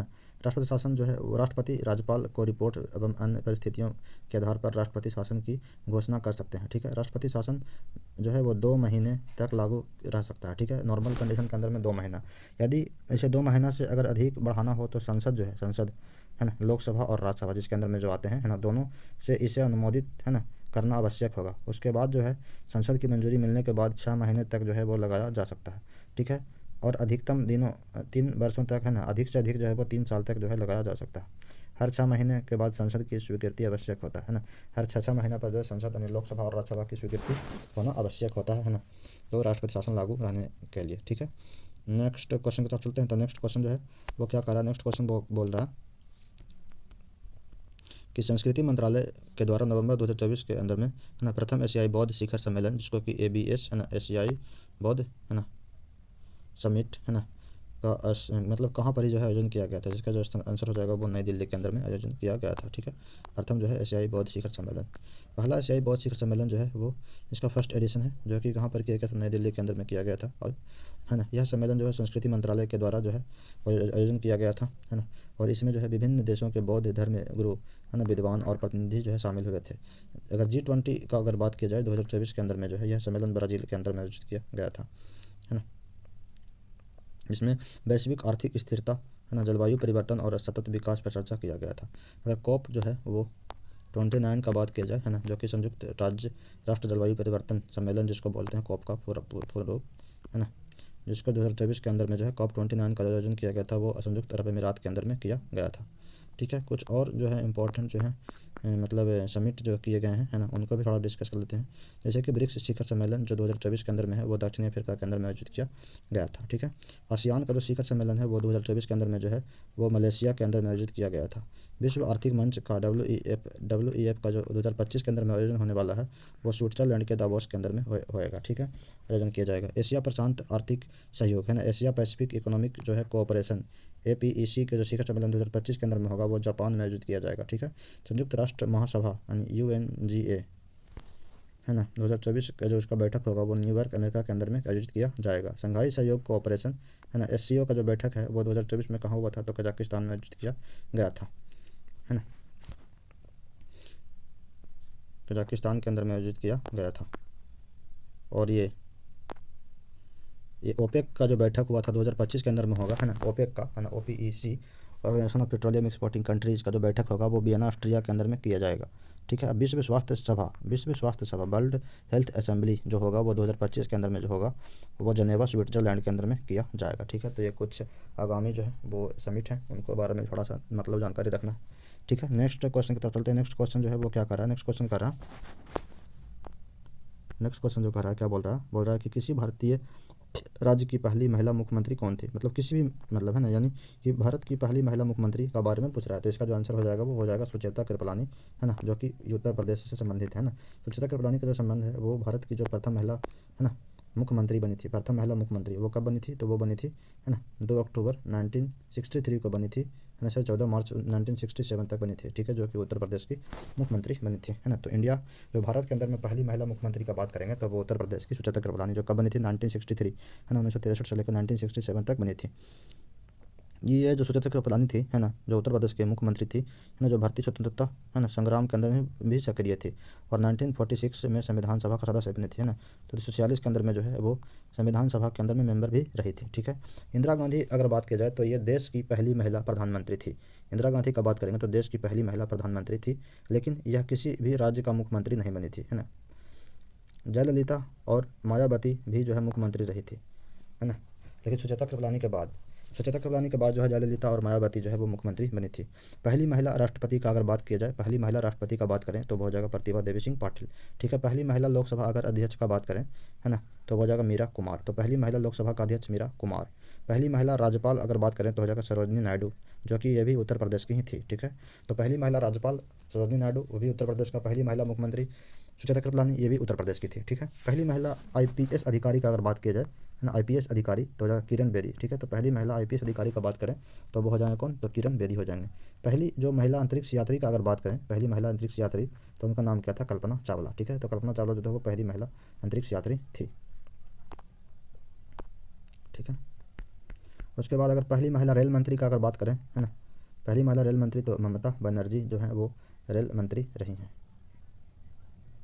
उसके बाद जो है पहली महिला ओलंपिक पदक विजेता कौन है, तो कर्नल मालेश्वरी। ठीक है, पहली महिला नोबेल पुरस्कार विजेता मदर टेरेसा, है ना। उसके बाद पहली महिला ग्रैंड मास्टर शतरंज चैंपियनशिप कोनेरू हम्पी। तो पहली महिला ग्रैंड मास्टर कौन है, तो कोनेरू हम्पी। पहली महिला अगर सेना का अधिकारी का बात करें तो लेफ्टिनेंट जनरल माधुरी कनिटकर। पहली महिला न्यायाधीश का बात करें जो सुप्रीम कोर्ट के अंदर में तो फातिमा बीबी। तो सुप्रीम कोर्ट के अंदर में बोलेगा कि पहली महिला जो न्यायाधीश है तो फातिमा बीबी। पहली महिला DGP का बात करेंगे तो हो जाएगा कंचन चौधरी भट्टाचार्य। और पहली महिला, है ना, MiG-21 फाइटर पायलट का नाम है तो अवनी चतुर्वेदी। कौन है, अवनी चतुर्वेदी। ठीक है, और ये कुछ इंपॉर्टेंट जो है वो 2024 के अंदर में जो है इंपॉइंट हुई हैं प्रथम महिला, है ना, उनकी जो कुछ उपलब्धियाँ हैं ना उनके बारे में भी जान लेते हैं। ठीक है, जैसे कि हरमनप्रीत कौर का बात करें तो हरमनप्रीत कौर जो है वो T20 कप विजेता है ना। तो T20 कप विजेता बनने वाली पहली महिला जो कौन है, तो हो जाएगा आंसर में हरमनप्रीत कौर। उसी तरह से डॉक्टर मंगला नायर जो पहली जो है महिला इसरो के प्रमुख बनी है, ठीक है। तो डॉक्टर मंगला नायर है वो पहली महिला इसरो के प्रमुख बनी है ना।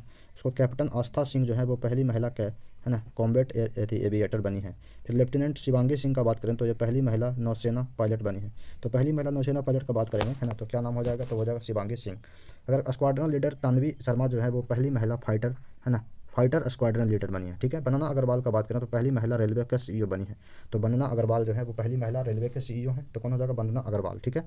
फिर अर्पिता घोष जो है वो पहली महिला एसबीआई के जो चेयरमैन बनी है। जस्टिस रेखा पिल्लई जो है वो पहली महिला सीजेआई बनी है ना। और मीरा जो नायर है वो पहली भारतीय ऑस्कर विजेता है ना निर्देशक। और सुमित्रा जो महाजन है वो पहली महिला लोकसभा के स्पीकर बनी अब तक की, ठीक है। तो सुमित्रा महाजन, ठीक है। नेक्स्ट क्वेश्चन की तरफ चलते हैं।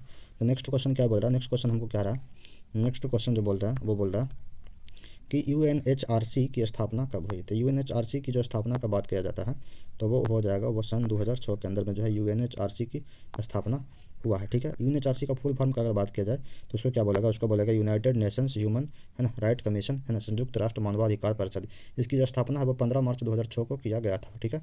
संयुक्त राष्ट्र महासभा के द्वारा किया गया था। इसका जो मुख्यालय है वो जेनेवा के अंदर में है ना। तो यूएनएचआरसी है ना, United nation human right commission की जो मुख्यालय है वो है जेनेवा स्विट्जरलैंड के अंदर में है। और कुछ अन्य प्रमुख जो संगठन है ना, उनके जो है वो स्थापना वर्ष और मुख्यालय से भी क्वेश्चन आता रहता है, तो हम लोग उसका भी रिवीजन करते हैं। जैसे कि संयुक्त राष्ट्र संघ का जो मुख्यालय है, मुख्यालय जो है वो न्यूयॉर्क अमेरिका में, इसकी स्थापना 1945 के अंदर में किया गया था। United Nations security council UNSC की जो स्थापना है वो 1955 के अंदर में किया गया था, न्यूयॉर्क के अंदर में इसका भी हेडक्वार्टर है, ठीक है। United Nations human right council यानी यूएनएचआरसी जो कि हमारा क्वेश्चन है, इसकी स्थापना 2006 के अंदर में किया गया था। और स्विट्जरलैंड जेनेवा स्विट्जरलैंड के अंदर में इसका जो हेडक्वार्टर है, ठीक है। फिर है यूनेस्को यूनाइटेड नेशन है ना education scientific and cultural organisation, जिसका स्थापना जो है 1955 के अंदर में किया गया था और पेरिस फ्रांस के अंदर में इसका हेडक्वार्टर है, ठीक है। यूनाइटेड नेशंस है ना इंटरनेशनल चिल्ड्रंस इमरजेंसी फंड, जिसको कि यूनिसेफ बोला जाता है, इसकी स्थापना 1946 के अंदर में किया गया था। 1946 के अंदर में न्यूयॉर्क के अंदर में इसका जो हेडक्वार्टर है। UNDP united nation development programme, ठीक है, इसकी जो स्थापना 1965 के अंदर में किया गया था, है ना। और इसका जो हेडक्वार्टर है वो कहाँ है, तो इसका जो हेडक्वार्टर है वो है न्यूयॉर्क अमेरिका के अंदर में है। ऐसे ही कुछ बहुत सारे मतलब कुछ जो इंपॉर्टेंट जो है वो संगठन है, उनके नाम जो है वो दिए गए हैं, तो बाद में रिवीजन आप लोग पढ़ लीजिएगा। पीडीएफ जो है इसका जब अवेलेबल करा दिया जाएगा वो हमारे टेलीग्राम चैनल पर, ठीक है। उसको जो है ज्वाइन कर लीजिएगा। उस पर जो है सारा का पीडीएफ जो है नोट्स जो है वो एलिजिबल है, ठीक है। एलिजिबल नहीं मतलब प्रोवाइड करवा दिया जाएगा, ठीक है। तो नेक्स्ट क्वेश्चन की तरफ चलते हैं। नेक्स्ट क्वेश्चन जो है और ये कुछ संगठन है उनका भी दिया हुआ है। नेक्स्ट क्वेश्चन जो है वो क्या करा, नेक्स्ट क्वेश्चन बोल रहा है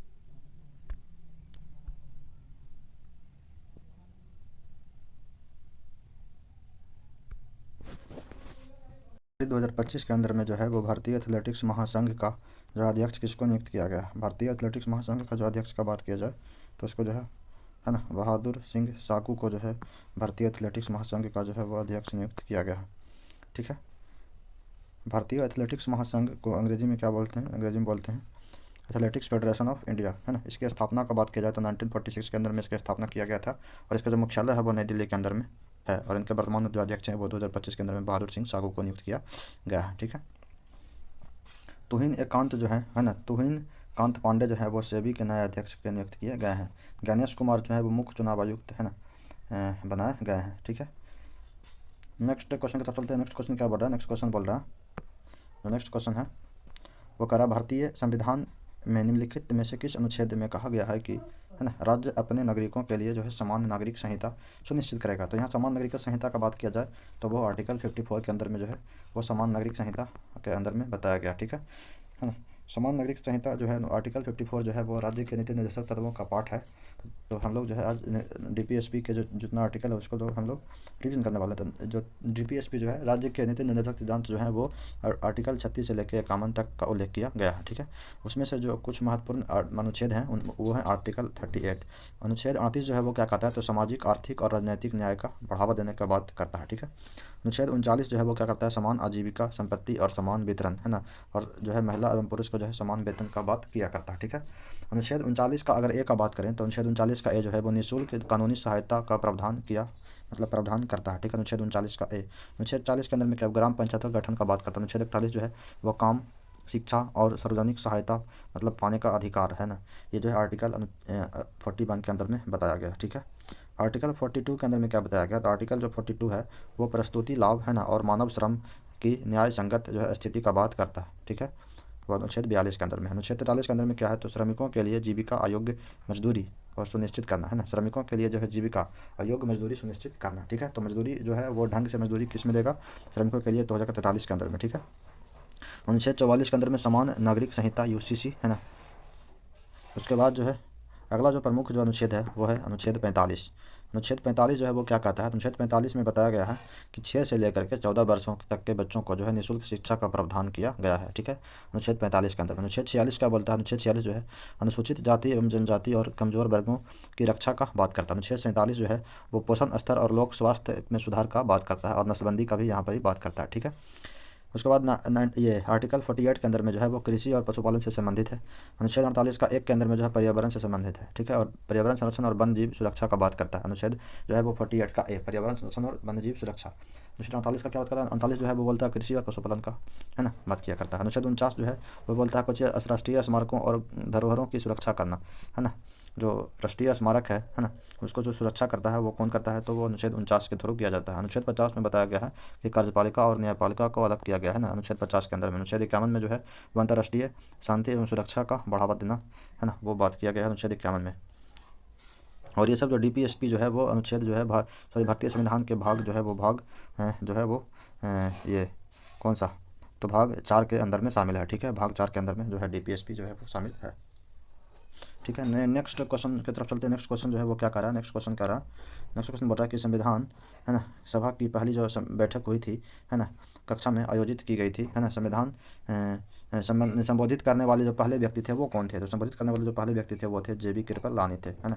संविधान सभा की जो पहली बैठक हुई थी उसका संबोधन किसने किया था, तो हो जाएगा JB कृपलानी के द्वारा जो है वो क्या किया गया था, तो वो संबोधित किया गया था, ठीक है। सबसे पहला जो बैठक हुआ था 9 दिसंबर 1946 को, है ना, संविधान सभा की पहली बैठक हुई थी, जो कि डॉक्टर सचिदानंद सिन्हा इसके अस्थायी मेंबर चुने गए थे उस टाइम, ठीक है। और JB कृपलानी जो है संविधान सभा के सदस्यों को पहला औपचारिक संबोधन किया था, यही है इसका राइट आंसर जो है। JB कृपलानी जो है वो संविधान सभा के सदस्यों का पहला जो है औपचारिक संबोधन जो है वो JB कृपलानी के द्वारा किया गया था और अस्थायी सदस्य जो है चुने गए थे 9 दिसंबर को सचिदानंद सिन्हा, ठीक है। आगे चलकर जो है वो 11 दिसंबर है ना, 11 दिसंबर को जो है ना डॉक्टर राजेंद्र प्रसाद को जो है अस्थायी अध्यक्ष के रूप में चुना गया था, है ना। संविधान सभा की महत्वपूर्ण बैठक जो है वो भी थोड़ा सा याद रख लेना कि कब क्या हुआ था, ठीक है। तो 9 दिसंबर 1946 को जो है वो पहली बैठक हुआ था, ठीक है। 11 दिसंबर को जो है वो डॉक्टर राजेंद्र प्रसाद जो है वो संविधान सभा के अस्थायी मेंबर चुने गए थे। फिर 13 दिसंबर को जो है जवाहरलाल नेहरू के द्वारा जो है उद्देश्य प्रस्ताव पेश किया गया था और उसको उद्देश्य प्रस्ताव को जो है 22 जनवरी 1947 को जो है वो संविधान सभा के द्वारा स्वीकार कर लिया गया था, ठीक है। 13 अगस्त 1947 को जो संविधान सभा ने राष्ट्रीय ध्वज को अपनाया था और 22 जुलाई 1947 को जो है तिरंगे झंडे को अपनाया था। फिर 29 अगस्त 1947 को भीमराव अम्बेडकर की अध्यक्षता में प्रारूप जो है वो समिति का गठन किया गया था। तो ये भी अच्छा क्वेश्चन पूछता है कि प्रारूप समिति का गठन कब किया गया था, तो 29 अगस्त 1947 को, ठीक है। 26 नवंबर 1949 को जो है वो संविधान को अपनाया गया था, ठीक है। और 24 जनवरी 1950 को जो है राजेंद्र प्रसाद जो है भारत के प्रथम राष्ट्रपति बन के आए थे। तो अगर पूछेगा कि भारत के जो पहले राष्ट्रपति राजेंद्र प्रसाद है वो कब बने थे, तो हो जाएगा 24 जनवरी 1950 को बने थे। और उसके बाद जो है 26 जनवरी 1950 को भारतीय संविधान को लागू किया गया था, ठीक है। तो लागू कब किया गया था, 26 जनवरी 1950 को। तो ये कुछ इंपॉर्टेंट डेट्स हैं, उसको भी थोड़ा सा ध्यान रखना है, ठीक है। तो नेक्स्ट क्वेश्चन की तरफ चलते हैं। तो हमारा जो नेक्स्ट क्वेश्चन है वो क्या कर रहा है, तो नेक्स्ट क्वेश्चन है वो बोल रहा है कि सबसे प्रसिद्ध जो चहमान शासक जो है वो पृथ्वीराज तृतीय जो है ना, जो है पृथ्वीराज जो तृतीय हैं, है ना, सन 1168 से लेकर 92 तक थे।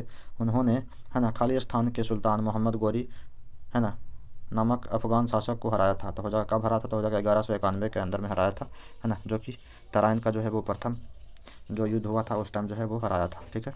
1191 ईस्वी के अंदर में तराइन की जो पहली लड़ाई लड़ी गई थी, है ना, लड़ाई गई थी जिसमें पृथ्वीराज चौहान ने मोहम्मद गोरी को हराया था। फिर उसके बाद जो है 1192 ईस्वी के अंदर में इस तराइन का दूसरा युद्ध लड़ा गया था, तो पृथ्वीराज चौहान जो है वो हार गया था।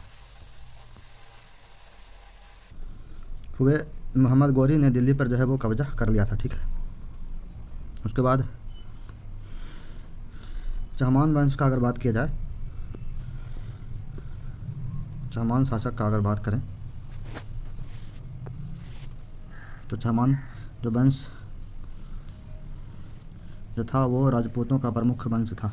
इसकी राजधानी थी वो अजमेर थी, अजमेर। प्रसिद्ध जो शासक कौन कौन थे चहमान वंश के, तो वो थे पृथ्वीराज चौहान, जिसको पृथ्वीराज तृतीय कहा जाता है। और सबसे प्रसिद्ध शासक जो थे, है ना, जो पृथ्वीराज तृतीय जो थे वो पृथ्वीराज चौहान जो एक प्रसिद्ध शासक थे। पृथ्वीराज चौहान ने मोहम्मद गौरी को जो है वो गौरी के साथ 1191 ईस्वी के अंदर में प्रथम तराइन का युद्ध जीता, लेकिन 1192 ईस्वी में द्वितीय तराइन का युद्ध में हार गए थे। ठीक है। पृथ्वीराज चौहान के दरबारी जो कवि थे वो चंद्र बरदाई ने जो है पृथ्वीराज रासो नामक ग्रंथ लिखा था। ठीक है। तो ये बहुत इंपॉर्टेंट क्वेश्चन है जो कि हमेशा से एग्जाम के अंदर में आता रहा है। ठीक है। जो चंद्र बरदाई हैं वो पृथ्वीराज रासो जो है वो कब लिखे थे, मतलब कहाँ, मतलब कौन सा ग्रंथ लिखे थे, तो पृथ्वीराज रासो के द्वारा जो चंद्र बरदाई जो है के द्वारा जो है पृथ्वीराज रासो नामक ग्रंथ लिखा गया था। और जो चंद्र बरदाई जो थे वो पृथ्वीराज चौहान के दरबारी कवि थे, है ना। चौहान वंश का जो शासन है वो अजमेर से लेकर के दिल्ली तक फैला हुआ था, है ना। चौहान वंश का जो मूल स्थान है वो राजस्थान के अंदर में भी जो चौहानों का शासन था। ठीक है। अंत जो था वो 1192 ईस्वी के बाद जो है 1192 ईस्वी के बाद जो है वो पृथ्वीराज चौहान की हार के बाद जो है वो चौहान वंश का पतन हो गया था। ठीक है। नेक्स्ट क्वेश्चन की तरफ चलते हैं। नेक्स्ट क्वेश्चन जो है वो क्या कर रहा है, नेक्स्ट क्वेश्चन बोल रहा है फूल में जो है निम्नलिखित में से किस संरचना से जो है वो परागकण उत्पन्न होता है। ठीक है। तो परागकण जो है वो कहाँ से निकलता है, तो परागकोश से निकलता है। ठीक है। परागकोश से जो है वो परागकण निकलता है। ठीक है। फूल का के अंदर में जो परागकोश होता है जिसको एंथर बोलते हैं, है ना, परागकोश परागकण उत्पन्न करता है ना। परागकोश पुंकेसर का एक भाग होता है जो नर, है ना, प्रजनन तंत्र होता है। पुंकेसर जो होता है वो क्या होता है ना, नर प्रजनन अंग होता है फूल के अंदर में। ठीक है। फूल के अंदर में जो होता है मुख्यतः 4 भाग होता है, जिसमें से एक होता है बाह्य दल पुंज, है ना, उसका क्या नाम है, बाह्य दल पुंज, बाह्य दल पुंज जिसको कि बोलते हैं, है ना। यह फूल का सबसे बाहरी भाग होता है ना। इसमें हरे रंग के बाह्य दल, है ना, पाए जाते हैं जो कि फूल की कली, है ना, को सुरक्षा प्रदान करते हैं। तो बाह्य दल पुंज कैसा होता है, तो हरा रंग का होता है ना। सभी बाह्य दल पुंज जो है आपस में जुड़े हुए होते हैं, है ना। तो इसे क्या बोलते हैं, संयुक्त बाह्य दल पुंज कहा जाता है। ठीक है। यदि अलग अलग होते हैं तो इसको स्वतंत्र बाह्य दल पुंज कहा जाता है। तो पहला पार्ट जो हो गया वो हो गया बाह्य दल पुंज। ठीक है। जो नेक्स्ट पार्ट जो होता है वो होता है पुष्पमंडल, क्लोरेला जिसको कि बोलते हैं। पुष्पमंडल में कौन सा होता है, तो यह जो है बाह्य दल पुंज के अंदर स्थित होता है। ठीक है। और इसमें जो है रंग बिरंगा पंखुड़ी जो है वो पाई जाती है। ठीक है। पंखुड़ी जो है कीट परागन में सहायक होते हैं। यदि सभी पंखुड़ियाँ आपस में जुड़ जाती है तो इसे संयुक्त पुष्पमंडल कहा जाता है। अलग अलग होती हैं तो स्वतंत्र पुष्पमंडल कहा जाता है। ठीक है। जो नेक्स्ट पार्ट जो है ना, जो नेक्स्ट पार्ट जो है वो है पुंकेसर मंडल या पुंकेसर जिसको बोलते हैं, पुंकेसर जिसको कि नर प्रजनन भाग होता है। पुंकेसर मंडल जो होता है ना, एंडोसियम जो होता है वो क्या होता है, नर प्रजनन भाग होता है ना। यह फूल का नर प्रजनन भाग अंग होता है और इसमें जो है जिससे पुंकेसर, है ना, होते हैं। इसमें कहाँ होते हैं, इसमें क्या होते हैं, तो पुंकेसर इसी के अंदर में होते हैं। पुंकेसर मंडल यानी एंडोसियम के अंदर में होते हैं। ठीक है। प्रत्येक पुंकेसर के 2 भाग होते हैं। पहला होता है परागकोश, ठीक है, एंथर। दूसरा होता है केसर वाहिनी या फिलामेंट। ठीक है। तो परागकोश जो होता है यह परागकण, है ना, उत्पन्न करता है ना। यहीं से क्वेश्चन था कि परागकण जो है वो कौन उत्पन्न करता है, तो परागकोश उत्पन्न करता है। केसर वाहिनी, है ना, जिसको कि फिलामेंट कहा जाता है, यह पतला डंडल होता है जो कि परागकोश, है ना, को सहारा प्रदान करते हैं। ठीक है।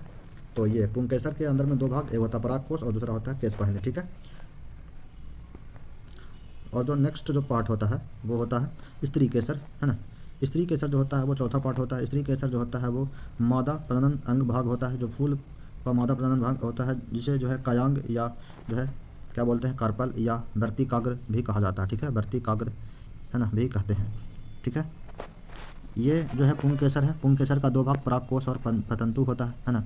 ये परागकोश ऊपर वाला पार्ट होता है और ये डंठल को क्या बोलते हैं, पतंतु या फिलामेंट कहा जाता है। ये स्त्री केसर है। स्त्री केसर का 3 भाग होता है, वर्तिकाग्र होता है, वर्तिका होता है और अंडाशय होता है। ठीक है। वर्तिकाग्र, वर्तिका और अंडाशय। ठीक है। ये 3 पार्ट होता है। ठीक है। वर्तिकाग्र जो होता है यह फूल का ऊपरी भाग होता है जहाँ परागन चिपकते हैं, परागकण जो है वो चिपकते हैं। ठीक है।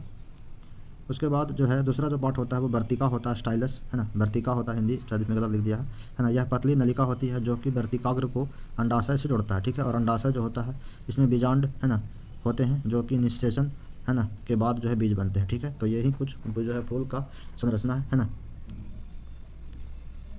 जो नेक्स्ट क्वेश्चन है वो क्या कर रहा है, नेक्स्ट क्वेश्चन बोल रहा है, वो बोल रहा है नेक्स्ट क्वेश्चन कर रहा है कि सूर्य जो है, सूर्य के विकिरण क्षेत्र, है ना, सूर्य का जो विकिरण क्षेत्र है, ठीक है, विकिरण क्षेत्र और आघाती अगली परत संवहन क्षेत्र के बीच एक संक्रमण क्षेत्र होता है, उसको क्या बोलते हैं? तो उसको बोलते हैं टेकोक्लाइन। क्या बोलते हैं उसको बोलते हैं टेकोक्लाइन बोलते हैं, ठीक है। तो अब ये जो है वो सूर्य का जो है विकिरण क्षेत्र या ये मतलब जो है उसके से क्वेश्चन बना है, तो हम लोग इसको जो है थोड़ा डिटेल से डिस्कस करेंगे, ठीक है ना। सूर्य का जो आंतरिक संरचना में जो है कई परतें पाई जाती है, जिसके अंदर में जो होता है एक होता है विकिरण क्षेत्र और संवहन क्षेत्र, है ना, मुख्य रूप से शामिल होते हैं। इन दोनों के बीच जो है एक संक्रमण क्षेत्र होता है, ठीक है ना। संक्रमण क्षेत्र जिसको कि ट्रांजिशन जोन होता है, जिसको क्या बोलते हैं? उसको बोलते हैं ट्रैकोलाइन कहा जाता है ना। सूर्य की आंतरिक संरचना की अगर बात किया जाए तो उसमें जो है सूर्य का जो है आंतरिक संरचना, तो उसमें 3 पार्ट बटा होता है। पहला जो होता है वो आंतरिक भाग होता है, इनर स्ट्रक्चर, दूसरा होता है सतही भाग, और तीसरा होता है सौर वायुमंडल, ठीक है, सोलर एटमॉस्फेयर। आंतरिक भाग का अगर बात की जाए तो आंतरिक भाग जो होता है इसके भी 3 मुख्य परत पाए जाते हैं। इसका आंतरिक भाग के जो है वो 3 परत पाए जाते हैं, है ना, जिसमें से जो है वो आंतरिक परत के अंदर में 3 परत में से पहला जो परत है वो है सौर केंद्र, है ना। सौर केंद्र जो होता है यह सूर्य का सबसे भीतरी भाग होता है, जहाँ तापमान लगभग 1.5 है ना करोड़ डिग्री सेल्सियस और दाब जो है अत्यधिक होता है। यह नाभिकीय संलयन की प्रक्रिया होती है। मतलब जो ये सौर केंद्र जो होता है ना, तो पहला जो सोलर कोर जो होता है उसके अंदर में जो है वो नाभिकीय संलयन की प्रक्रिया होती है, ठीक है। नाभिकीय संलयन की जो प्रक्रिया कहाँ होती है? तो वो पहला जो क्षेत्र होता है वहीं पे होता है, नाभिकीय संलयन की जो प्रक्रिया होती है, ठीक है, सोलर कोर। इसमें जो है हाइड्रोजन परमाणु क्या करते हैं? हीलियम से में परिवर्तित होते हैं और बड़ी मात्रा में ऊर्जा उत्पन्न करते हैं, है ना। तो आंतरिक भाग के अंदर में सौर कोर पाया जाता है, उसके अंदर में जो है वो नाभिकीय संलयन की प्रक्रिया होती है। यह ऊर्जा जो है सूर्य के अन्य भागों में पहुंचती है और अंततः पृथ्वी तक प्रकाश एवं ऊष्मा के रूप में पहुंचती है, ठीक है। ये दूसरा जो पार्ट होता है, दूसरा परत जो होता है उसको बोलते हैं विकिरण क्षेत्र। कौन सा क्षेत्र होता है? विकिरण क्षेत्र होता है, ठीक है, रेडिएटिव जोन होता है ना। इसके अंदर में जो है क्या होता है, यह भाग जो होता है सूर्य के, है ना, केंद्रक के चारों ओर स्थित होता है। ये कहाँ होता है? सूर्य के केंद्रक के चारों ओर स्थित होता है विकिरण क्षेत्र जो होता है। यहाँ जो है ऊर्जा का स्थानांतरण विकिरण, है ना, के माध्यम से होता है ना, जिसमें फोटोन धीरे धीरे जो है वो बाहर की ओर बढ़ते हैं, है ना।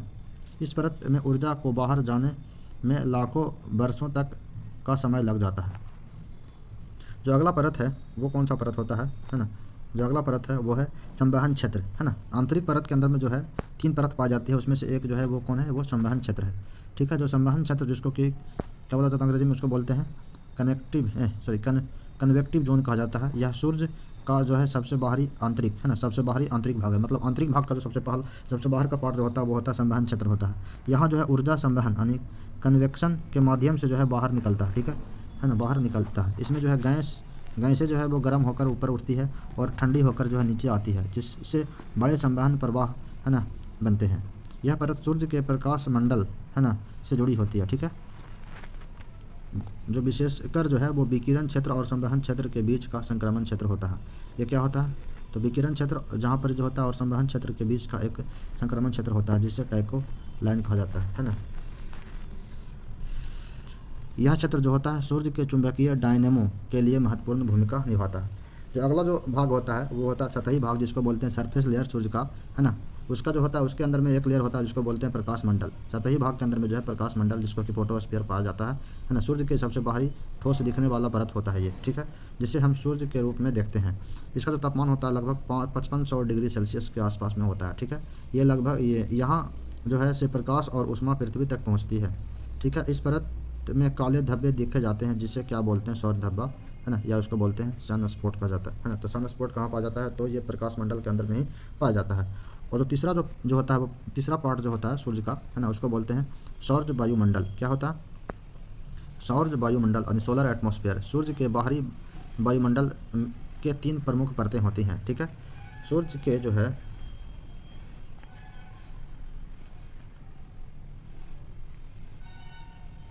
पहला जो होता है वो वर्णमंडल होता है, ठीक है। वायुमंडल के अंदर में जो होता है कुछ परतें पाई जाती है, इसमें जो वर्णमंडल जिसको बोलते हैं क्रोमोस्फीयर, है ना। प्रकाश मंडल के ऊपर स्थित पतली परत होती है, तापमान बढ़ता है और सूर्य के ग्रहण, है ना। दूसरा जो होता है वो कोरोना होता है। यह सूर्य के सबसे बाहरी परत होता है जो सूर्य वायुमंडल का हिस्सा होता है। लगभग तापमान जो होता है वो 10 लाख डिग्री सेल्सियस तक होता है। सूर्य ग्रहण के समय जो है यह सफ़ेद रंग का दिखाई पड़ता है, सफ़ेद प्रभाव मंडल, है ना, के रूप में दिखाई पड़ता है। नेक्स्ट जो क्वेश्चन है वो क्या कर रहा है? नेक्स्ट क्वेश्चन जो है वो बोल रहा है, नेक्स्ट क्वेश्चन कर रहा है कि सिंधु घाटी सभ्यता का एक प्राचीन शहर जो है कालीबंगा जो है किस नदी के तट पर स्थित है? कालीबंगा का अगर बात किया जाए तो वो जो नदी है जिसका नाम है घग्गर नदी, है ना, घग्गर नदी बोला जाता है ना। कालीबंगा जो है राजस्थान के अंदर में पड़ता है, ठीक है। कालीबंगा कहाँ पड़ता है? तो राजस्थान के अंदर में पड़ता है। कालीबंगा जो राजस्थान के हनुमानगढ़ जिला के अंदर में स्थित एक प्रमुख हड़प्पा का स्थल है, ठीक है, हनुमानगढ़ जिला के अंदर में स्थित है ना, प्रमुख हड़प्पा का एक स्थल है। यह जो है घग्गर नदी के किनारे पर स्थित है, जिसे प्राचीन काल में सरस्वती नदी भी बोला जाता था। घग्गर नदी को जो है वो प्राचीन काल के अंदर में क्या बोलते थे, तो सरस्वती नदी भी बोलते थे, ठीक है। कालीबंगा की खुदाई से सबसे पुरानी जोते जाने वाली भूमि है ना, प्लॉड फील्ड का जो है अवशेष मिला है कालीबंगा से, ठीक है, जो कृषि के लिए प्राचीनतम साक्ष्य को दर्शाते हैं, ठीक है। यहाँ पर जो है ईंटें से बनी है ना नालियाँ और जल निकासी व्यवस्था भी पाई गई है, जो हड़प्पा सभ्यता की उन्नत नगर नियोजन को प्रणाली को दर्शाता है, ठीक है। हड़प्पा सभ्यता के जो प्रमुख जो साइट है वो कौन कौन से नदी के किनारे स्थित है, उनको थोड़ा सा देख लेते हैं शॉर्ट में, ठीक है। जैसे कि मोहनजोदाड़ो का अगर बात करें तो मोहनजोदाड़ो जो है वो सोन नदी के किनारे पर है, ठीक है। हड़प्पा जो है वो रावी नदी के किनारे पर स्थित है ना। रोपड़ जो है वो सतलज नदी के किनारे पर स्थित है। मांडा जो है वो चिनाब नदी के किनारे पर स्थित है। कालीबंगा जो है वो घग्गर नदी के किनारे स्थित है। लोथल जो है वो भगोड़ा नदी के किनारे पर स्थित है। सूत्रकांगडोर जो है वो दासा नदी के किनारे पर स्थित है ना।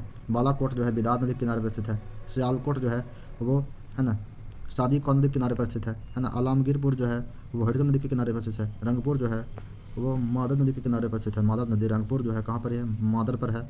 और बनमाली और चोहड़ो जो है नदी के किनारे स्थित है। और ये जो कुछ मैप का जो रिप्रेजेंटेशन है, जैसे कि धौलावीरा जो है ये एक प्रमुख जो साइट है ना, धौलावीरा राजस्थान के अंदर में है ना। और ये जो है रंगपुर जो है, लोथल जो है वह गुजरात के अंदर में है ना। उसके बाद जो है ये आलमगीरपुर जो है उत्तर प्रदेश का इलाका वाला है जो है ना। राखीगढ़ी जो है वो हरियाणा के अंदर में है। उसके बाद जो है बनमाली रंगोई नदी पर है ना। कालीबंगा जो है वो भी राजस्थान का इलाका में पड़ता है ना। और ये कोट दीजी जो है वो हरियाणा वाला इलाका में पड़ता है। मोहनजोदाड़ो ये है, ये कुछ जो है हड़प्पा के जो है वो साइट दिए गए हैं, ठीक है। नेक्स्ट क्वेश्चन की तरफ चलते हैं। नेक्स्ट क्वेश्चन वो क्या करा, नेक्स्ट क्वेश्चन करा निम्नलिखित में से कौन सी भारत की जो है तीसरी सबसे बड़ी लंबी नदी है ना। यहाँ पे जो है लंबाई के हिसाब से तो तीसरी सबसे लंबी नदी का बात किया, ठीक है। तीसरी सबसे लंबी नदी जो है वो जिसकी लंबाई है वो कौन सी है, तो इसका आंसर हो जाएगा कृष्णा नदी है। इसकी जो लंबाई है लगभग 1400 किलोमीटर है। इसकी लंबाई जो है कृष्णा नदी जो है इसकी लंबाई 1400 किलोमीटर है, ठीक है। गोदावरी नदी का अगर बात की जाए तो गोदावरी नदी जो है ना, गोदावरी नदी का अगर बात की जाए इसकी जो लंबाई है 1465 किलोमीटर है और भारत की दूसरी सबसे बड़ी लंबी नदी है, ठीक है। ये दक्षिण गंगा, इसको जो है गोदावरी को दक्षिण गंगा भी कहा जाता है। ये महाराष्ट्र के त्र्यंबकेश्वर जो है वो से निकलती है, महाराष्ट्र के त्र्यंबकेश्वर से निकलती है। तो गोदावरी नदी का बात करें तो वो कहाँ से निकलता है, तो त्र्यंबकेश्वर से निकलता है। और यह महाराष्ट्र, ये आंध्र प्रदेश ना और तेलंगाना और छत्तीसगढ़ और उड़ीसा होते हुए बंगाल की खाड़ी में गिर जाती है। कृष्णा नदी जो है, यही क्वेश्चन है, कृष्णा नदी जो है वो जिसकी लंबाई 1400 किलोमीटर है ना। यह भारत की तीसरी सबसे लंबी नदी है और यह महाराष्ट्र का महाबलेश्वर से निकलती है, ठीक है, महाराष्ट्र के महाबलेश्वर से। और ये जो गोदावरी नदी है वो महाराष्ट्र के नासिक जिले के अंदर में त्र्यंबकेश्वर से निकलती है। दोनों का उद्गम स्थल अलग अलग है ना। गोदावरी का त्र्यंबकेश्वर और जो कृष्णा है उसको बोलते हैं महाबलेश्वर से निकलता है, ठीक है। और यह जो है कर्नाटक, तेलंगाना है ना और आंध्र प्रदेश से होते हुए बंगाल की खाड़ी में गिर जाती है। इसकी जो प्रमुख सहायक नदी है जो भीमा है ना, तुंगभद्रा है, घाटप्रभा है, मालप्रभा, ये सब जो है वो कृष्णा नदी है, तो वो हो जाएगा कृष्णा की प्रमुख सहायक नदी है, ठीक है। जो ऑप्शन में दिया हुआ हमारा जो नेक्स्ट नदी है वो है नर्मदा नदी। नर्मदा नदी जो है वो जो है इसकी जो लंबाई है वो 1312 किलोमीटर है। 1312 किलोमीटर भारत की जो है ना सबसे लंबी पश्चिम की ओर बहने वाली नदी है, ठीक है। भारत की जो है सबसे लंबी नदी जो कि पश्चिम की तरफ बहने वाली नदी है, ठीक है ना। यह मध्य प्रदेश के अमरकंटक पहाड़ी से निकलता है। मध्य प्रदेश के अंदर में अमरकंटक जो पहाड़ी है ना, ये जो अमरकंटक पहाड़ी है ना, अमरकंटक पहाड़ी से निकलती है और गुजरात होते हुए जो है वो है ना बंगाल अरब सागर के अंदर में गिरती है। तो ये जो नर्मदा नदी जो है वो अरब सागर के अंदर में गिरती है और यह पश्चिम की तरफ बहने वाली जो सबसे लंबी नदी है जिसकी लंबाई 1312 किलोमीटर है। और यह गंगा नदी प्रणाली से स्वतंत्र है, मतलब गंगा नदी से इसका कोई लेना देना नहीं है, ठीक है। और यह बिंद एवं जो है सतपुड़ा पहाड़ियों के बीच में बहता है, ठीक है। तो ये नर्मदा नदी का जो है वो बिंद और सतपुड़ा के पहाड़ी के से मतलब बीच में बहता है और इसकी लंबाई जो है 1312 किलोमीटर है। और ये निकलता कहाँ से है, तो ये अमरकंटक से निकलता है। कहाँ से निकलता है, मध्य प्रदेश के अमरकंटक पहाड़ी से निकलता है, ठीक है। कावेरी नदी का अगर बात की जाए तो कावेरी नदी जो है वो कावेरी नदी है ना जो है इसकी जो लंबाई है वो 800 किलोमीटर है, 800 किलोमीटर, ठीक है, 800 किलोमीटर है ना। यह तमिलनाडु के कर्नाटक है ना, तमिलनाडु के कर्नाटक की प्रमुख नदी है। और कर्नाटक के जो है वो कौन सा है ना तकलावेरी यानी कोडंगू जिले से निकलता है ना। और यह बंगाल की खाड़ी में गिरती है। इसकी प्रमुख सहायक नदी कौन कौन सी है, तो हेमावती, भवानी और अमरावती जो है वो इसकी प्रमुख सहायक नदी है। किसकी, कावेरी नदी की, जिसकी लंबाई 800 किलोमीटर है, ठीक है। और यहाँ पर जो है वो मैप का थ्रू बताया गया है ना। जो कि ये कावेरी नदी है, ठीक है, ये कावेरी नदी है। यहाँ पे कृष्ण नदी है, ठीक है, ये गोदावरी है, सबसे लंबी नदी है जो कि दक्षिण भारत के अंदर में जो है, ठीक है। ये ताप्ती, नर्मदा और ताप्ती है ना, ये नर्मदा रिवर है और ये ताप्ती रिवर है, ठीक है। ये कुछ नदियाँ हैं। नेक्स्ट क्वेश्चन की तरफ चलते हैं। नेक्स्ट क्वेश्चन जो है वो क्या कर रहा है, नेक्स्ट क्वेश्चन वो बोल रहा है, वो कह रहा निम्नलिखित में से कौन जो है विद्युत मंत्रालय के अधीन सार्वजनिक क्षेत्र का उपक्रम नहीं है। तो कौन सा नहीं है, तो जो विद्युत मंत्रालय के अधीन जो है वो ये विद्युत मंत्रालय के अधीन जो है वो सार्वजनिक क्षेत्र का उपक्रम नहीं है, ये, ठीक है, MOIL लिमिटेड, ठीक है। विद्युत मंत्रालय के अधीन जो है सार्वजनिक क्षेत्र के उपक्रम जो है वो कौन कौन है, तो वो है, एक है NTPC है, ठीक है, एक NTPC है ना, और दूसरा है निप्पो का मतलब होता है नॉर्थ ईस्टर्न, है ना, इलेक्ट्रिक पावर कॉर्पोरेशन, ठीक है। North eastern electric power corporation जो है निप्पो जो है वो दो जो है वो किसके अधीन में है, तो वो विद्युत मंत्रालय के अधीन में जो है वो सार्वजनिक उपक्रम की जो कंपनी है, ठीक है। लेकिन जो है वो MOIL लिमिटेड जो है जिसको मैग्नीज और, है ना, इंडिया लिमिटेड कहा जाता है, वो विद्युत मंत्रालय के अधीन नहीं बल्कि खनन मंत्रालय के अधीन आता है ना, मिनिस्ट्री ऑफ माइंस के अधीन जो है वो जो है ये इसके अंदर में आता है, ठीक है। तो इसका राइट आंसर हो जाएगा, है ना, मैग्नीज और इंडिया लिमिटेड।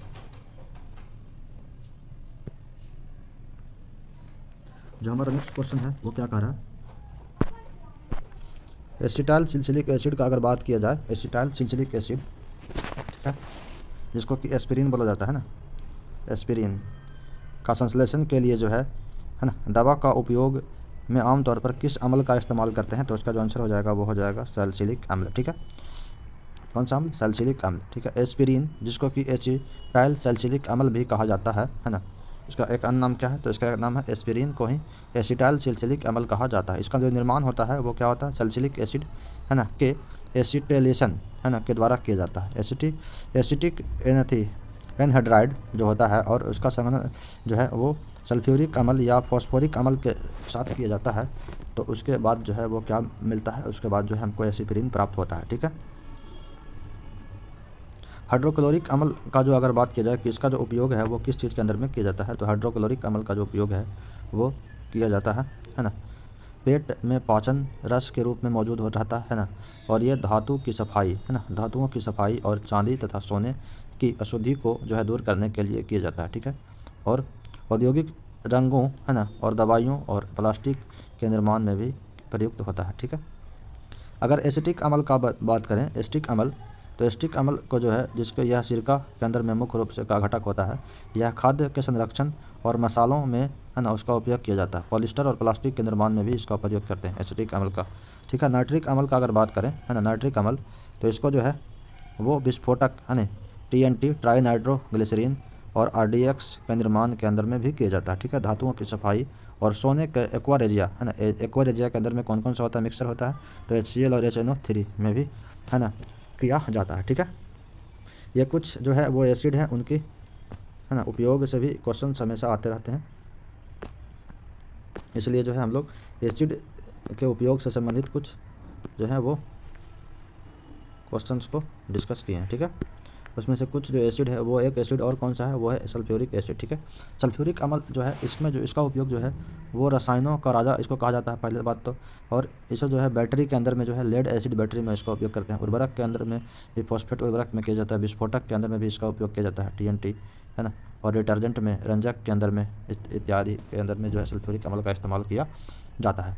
फॉस्फोरिक अम्ल का भी उपयोग से भी क्वेश्चन आता रहता है, तो फॉस्फोरिक अम्ल का जो उपयोग है वो कहाँ किया जाता है, तो उसको जो है फॉस्फोरिक अम्ल का जो इस्तेमाल है वो है DAP सुपर फॉस्फेट के निर्माण में, है ना, कोल्ड ड्रिंक्स और खाद्य पदार्थों के स्वाद बढ़ाने के लिए, दंत चिकित्सा, है ना, डेंटल, है ना, प्रोडक्ट्स, चिकित्सा में दांतों की सफाई के लिए भी जो है वो किसका उपयोग करते हैं, तो फॉस्फोरिक अम्ल का उपयोग करते हैं। तो ये कुछ अम्ल थे जिनके उपयोग से संबंधित क्वेश्चन आते रहते हैं, है ना, तो हम लोग उसका डिस्कस कर लिए, ठीक है। नेक्स्ट क्वेश्चन की तरफ चलते हैं। नेक्स्ट क्वेश्चन जो है वो क्या करा, नेक्स्ट क्वेश्चन करा कि राष्ट्रीय कृषि एवं ग्रामीण विकास बैंक, जिसको कि नाबार्ड कहा जाता है ना, नाबार्ड कहा जाता है, नेशनल एग्रीकल्चर, है ना, एंड रूरल डेवलपमेंट बैंक, है ना, अंग्रेजी में क्या बोलते हैं, national agriculture and rural development bank का जो मुख्यालय है वो है कहाँ पर है, मुंबई के अंदर में है। राष्ट्रीय कृषि एवं ग्रामीण विकास बैंक, जिसको कि नाबार्ड कहा जाता है, उसकी स्थापना जो है 12 जुलाई 1982 को, है ना, 1982 को किया गया था। इसका मुख्यालय मुंबई के अंदर महाराष्ट्र में है। इसका उद्देश्य जो है, किस उद्देश्य से इसकी स्थापना किया गया था, तो इसका उद्देश्य जो था वो कृषि और ग्रामीण विकास को वित्तीय सहायता प्रदान करने के लिए इसको बनाया गया था। इसे जो है वो नाबार्ड को जो है वो ग्रामीण अर्थव्यवस्था का संरक्षक भी कहा जाता है। ठीक है, नेक्स्ट क्वेश्चन की तरफ चलते हैं। नेक्स्ट क्वेश्चन क्या बोल रहा है? नेक्स्ट क्वेश्चन कह रहा वो बोल रहा है कि कोलोराडो का जो रेगिस्तान है वो किस महाद्वीप में स्थित है? ठीक है, कोलोराडो का जो रेगिस्तान है वो किस महाद्वीप के अंदर में स्थित है? तो इसका जो आंसर हो जाएगा वो उत्तरी अमेरिका। उत्तरी अमेरिका में और कौन कौन सा जो ये रेगिस्तान है? तो उत्तरी अमेरिका के अंदर में जो है वो कौन कौन सा रेगिस्तान है? तो वो है मोजाबो का मरुस्थल, मोजाबो मरुस्थल है, फिर है सोनोरन मरुस्थल है, फिर है चिनसुआन मरुस्थल है, फिर है ग्रेट बेसिन मरुस्थल है। ये सब जो है वो कहाँ है? तो वो उत्तरी अमेरिका के अंदर में ही स्थित है। ठीक है,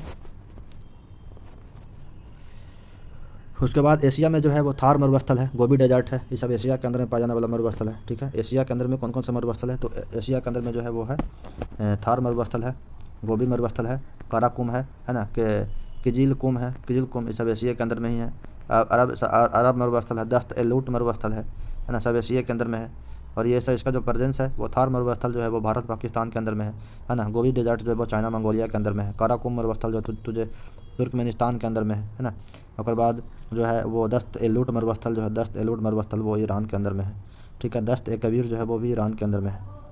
ठीक है, सहारा जो है वो अफ्रीका के अंदर में है, सहारा कालाहारी वो कहाँ है? अफ्रीका के अंदर में है। और एक नामीब मरुस्थल जो है, सहारा जो है उत्तरी अफ्रीका में है, और बोत्सवाना और ये नामीबिया के जो अंदर में है वो कौन सा है? तो हो जाएगा कालाहारी मरुस्थल जो है वह। ठीक है, ऑस्ट्रेलिया के अंदर में जो है ग्रेट विक्टोरिया मरुस्थल है ना, विक्टोरिया मरुस्थल, ग्रेट सैंडी डेजर्ट है ना, टेनेमी और सिम्पसन जो मरुस्थल है। ठीक है, ये कुछ इंपॉर्टेंट मरुस्थल हैं जो कि जो है अलग अलग महाद्वीपों के अंदर पाए जाते हैं। ठीक है, और ये मैप के थ्रू भी आप लोग देख सकते हैं। ठीक है, विभिन्न कर सकते हैं। जैसे कि दक्षिणी अमेरिका के अंदर में जो है वो कौन कौन से डेजर्ट थे? तो ये आटाकामा जो डेजर्ट है वो दक्षिणी अमेरिका के अंदर में आटाकामा मरुस्थल जो है ना ये। ठीक है, पेंटागोनिया का मरुस्थल भी दक्षिणी अमेरिका के अंदर में है। उत्तरी अमेरिका के अंदर में कौन सा मरुस्थल है? उत्तरी अमेरिका के अंदर में जो है ग्रेट बेसिन है। ठीक है, उसके बाद जो है मोहावे है, उसके बाद जो है सोनोरन है। ठीक है, उसके बाद जो है वह कोलोराडो का जो है वो कोलोराडो का रेगिस्तान भी है, प्लेट्यू भी है। ठीक है, तो सहारा डेजर्ट जो है ना, यहाँ सहारा डेजर्ट है। उसके बाद एशिया के अंदर में जो है वो गोबी डेजर्ट है, ये गोबी डेजर्ट ये वाला है, गोबी डेजर्ट है। और बाद टकला मकान ये है, टकला मकान। उसके बाद यहाँ पे है केजल कुम है ना, काराकुम है। ये सब जो है एशिया के अंदर में है। ये इंडिया के अंदर में थार है, इंडिया और पाकिस्तान और रीजन के अंदर में। ये सब कुछ मैप के थ्रू है ना जो है हम लोग इसको रिवीजन कर सकते हैं आसानी से। नेक्स्ट क्वेश्चन की तरफ चलते हैं। नेक्स्ट क्वेश्चन क्या बोल रहा है? नेक्स्ट क्वेश्चन बोल रहा है वो बोल रहा है कि निम्नलिखित में से किस राज्य का जो है वो काकतीय रुद्रेश्वर मंदिर है ना, काकतीय रुद्रेश्वर मंदिर जो है वो विश्व धरोहर स्थल के अंदर में जो है वो शामिल किया गया है? तो वो कौन सा राज्य के अंदर में पड़ता है? तो हो जाएगा आंसर में तेलंगाना के अंदर में। कहाँ पड़ता है? तो वो पड़ता है तेलंगाना के अंदर में पड़ता है ना, तेलंगाना के अंदर में पड़ता है। ठीक है, अब तक जो है वो 43 जो है वो विश्व धरोहर स्थल है, उसमें से जो है वो 7 जो है वो कल्चरल है। ठीक है, 1 जो है मिक्स्ड है, और बाकी जो है जो बचा हुआ जो साइट है वो है ना कल्चरल साइट का बात करें, सॉरी कल्चरल साइट जो है वो 7 जो है नेचुरल साइट है। 7 क्या है? नेचुरल साइट है ना। और ये बचा हुआ जो 1 जो है मिक्स्ड साइट है, और ये बचा हुआ जो है वो कितना है? ये 32 नहीं होगा है ना, 32 नहीं है, पुराना डाटा है इसमें देगा, 32 नहीं होगा। ठीक है, ये 32 नहीं है, इसमें 32 नहीं है। ठीक है, तो हमको से क्या पूछा है कि जो वो जो है ये काकतीय रुद्रेश्वर जो मंदिर टेम्पल है वो कहाँ पर ही है? तो काकतीय रुद्रेश्वर अमप्पा जो टेम्पल है वो है तेलंगाना के अंदर में, ये तेलंगाना के अंदर में है। ठीक है, सन टेम्पल जो है ना उड़ीसा के अंदर में पड़ता है, ये सन टेम्पल। उसके बाद जो है उसी तरह से जो है वो केवला देव नेशनल पार्क के जो है ये भी एक जो है वो क्या है? तो वो जो है वो यूनेस्को का विश्व धरोहर स्थल के अंदर में शामिल है। ठीक है, ये सब जो है कुछ जो है मैप के थ्रू दिया हुआ है, इसको जो है रिवीजन कर लीजिएगा आप लोग। ठीक है, नेक्स्ट क्वेश्चन की तरफ चलते हैं। नेक्स्ट क्वेश्चन जो है वो क्या कर रहे हैं? निम्नलिखित में से कौन सा जो है वो राष्ट्रीय उद्यान छत्तीसगढ़ के अंदर में है? छत्तीसगढ़ के अंदर में राष्ट्रीय उद्यान का अगर बात करेंगे तो छत्तीसगढ़ के अंदर में राष्ट्रीय उद्यान है वो है गुरु घासीदास जो है वो भी छत्तीसगढ़ के अंदर में आता है, और इंदिरावती दोनों आता है, छत्तीसगढ़ के अंदर में आता है। ठीक है, गुरु घासीदास और इंदिरावती दोनों, ये ऑप्शन जो है वो दो जो है दे दिया गया है एक ही स्टेट के अंदर में, है ना। छत्तीसगढ़ के अंदर में जो है वो गुरु घासीदास भी आता है ना। छत्तीसगढ़ के अंदर में जो है कौन कौन सा जो है वो राष्ट्रीय उद्यान है उसको जो है हम लोग देख लेते हैं। ठीक है, तो राष्ट्रीय उद्यान जो है वो है संजय, जिसको गुरु घासीदास राष्ट्रीय उद्यान बताया जाता है, ये सबसे ऊपर के अंदर में ये गुरु घासीदास राष्ट्रीय उद्यान है। उसके बाद जो है ये अचानक मार भी राष्ट्रीय उद्यान छत्तीसगढ़ के अंदर में है। ठीक है, उसके बाद और कौन सा है छत्तीसगढ़ के अंदर में राष्ट्रीय उद्यान, और राष्ट्रीय उद्यान जो है वो एक ये है ना, इंदिरावती जो है वो राष्ट्रीय उद्यान जो है वो छत्तीसगढ़ के अंदर में ही है ना। फिर उसके बाद जो है कांगेर वैली जो राष्ट्रीय उद्यान है वो भी जो है वो कहाँ पर ही है, वो छत्तीसगढ़ के अंदर में ही राष्ट्रीय उद्यान है। ठीक है, कुछ वाइल्ड लाइफ सेंचुरी भी छत्तीसगढ़ के अंदर में है, जैसे कि पामेड़ जो है वाइल्ड लाइफ सेंचुरी वो छत्तीसगढ़ के अंदर में है। उसके बाद जो है ना बहरामगढ़ जो है वो छत्तीसगढ़ के अंदर में ही आता है वाइल्ड लाइफ सेंचुरी। कुछ टाइगर रिजर्व भी है, जैसे कि इंद्रावती टाइगर रिजर्व है ना, जैसे कि उदंती सीता नदी टाइगर रिजर्व जो है वो छत्तीसगढ़ के अंदर में ही आता है। ठीक है, तो ये कुछ छत्तीसगढ़ के टाइगर रिजर्व और जो है वो ये नेशनल पार्क दिए गए हैं, है ना। नेक्स्ट क्वेश्चन को चलते हैं। नेक्स्ट क्वेश्चन क्या बोल रहा है, नेक्स्ट क्वेश्चन जो है वो कह रहा है, नेक्स्ट क्वेश्चन क्या बोल रहा है, तो नेक्स्ट क्वेश्चन क्या बोल रहा है, नेक्स्ट क्वेश्चन पढ़ते हैं, है ना। कि निम्नलिखित में से किस तारीख को जो है अंतर्राष्ट्रीय बैंक दिवस के रूप में मनाया जाता है। तो अंतर्राष्ट्रीय जो बैंक दिवस है वो जो है हर साल जो है वो 4 दिसंबर को मनाया जाता है। ठीक है, 4 दिसंबर को मनाया जाता है राष्ट्रीय बैंक दिवस। ठीक है, 3 जुलाई क्या मनाता है, 3 जुलाई को जो है वो क्या मनाया जाता है, 3 जुलाई को जो अंतर्राष्ट्रीय प्लास्टिक मुक्त दिवस मनाया जाता है। ठीक है, 3 जुलाई को जो है अंतर्राष्ट्रीय प्लास्टिक मुक्त दिवस मनाया जाता है। ठीक है, उसके बाद जो है वो 7 अक्टूबर को जो है विश्व स्वास्थ्य दिवस, विश्व कपास दिवस मनाया जाता है। ठीक है, तो 7 अक्टूबर को विश्व कपास दिवस मनाते हैं, 7 अक्टूबर को, है ना। 3 जुलाई को जो है वो अंतर्राष्ट्रीय प्लास्टिक बैग मुक्त दिवस मनाते हैं, और 10 अप्रैल को जो है वो विश्व होम्योपैथी दिवस मनाया जाता है। ऐसा जो है क्रिस्टियन, है ना, फ्रेडरिक सैमुअल हैनीमैन की जयंती पर मनाया जाता है। ठीक है, और जो है अक्टूबर के कुछ प्रमुख जो दिवस हैं वो, है ना, उसको थोड़ा सा कर लेते हैं रिविजन। जैसे कि 1 तारीख को जो है वो वृद्धजन दिवस मनाया जाता है। ठीक है, वृद्धजन दिवस 1 अक्टूबर को जो है वृद्धजन दिवस मनाया जाता है ना। उसके बाद महात्मा गांधी जयंती 2 अक्टूबर को मनाया जाता है। इसमें अंतर्राष्ट्रीय अहिंसा दिवस मनाया जाता है 2 तारीख को ही, है ना। विश्व पशु दिवस जो है वो 4 अक्टूबर को मनाया जाता है। विश्व पशु दिवस जो 4 अक्टूबर को मनाया जाता है। विश्व शिक्षक दिवस का अगर बात करें तो 5 अक्टूबर को मनाया जाता है विश्व शिक्षक दिवस।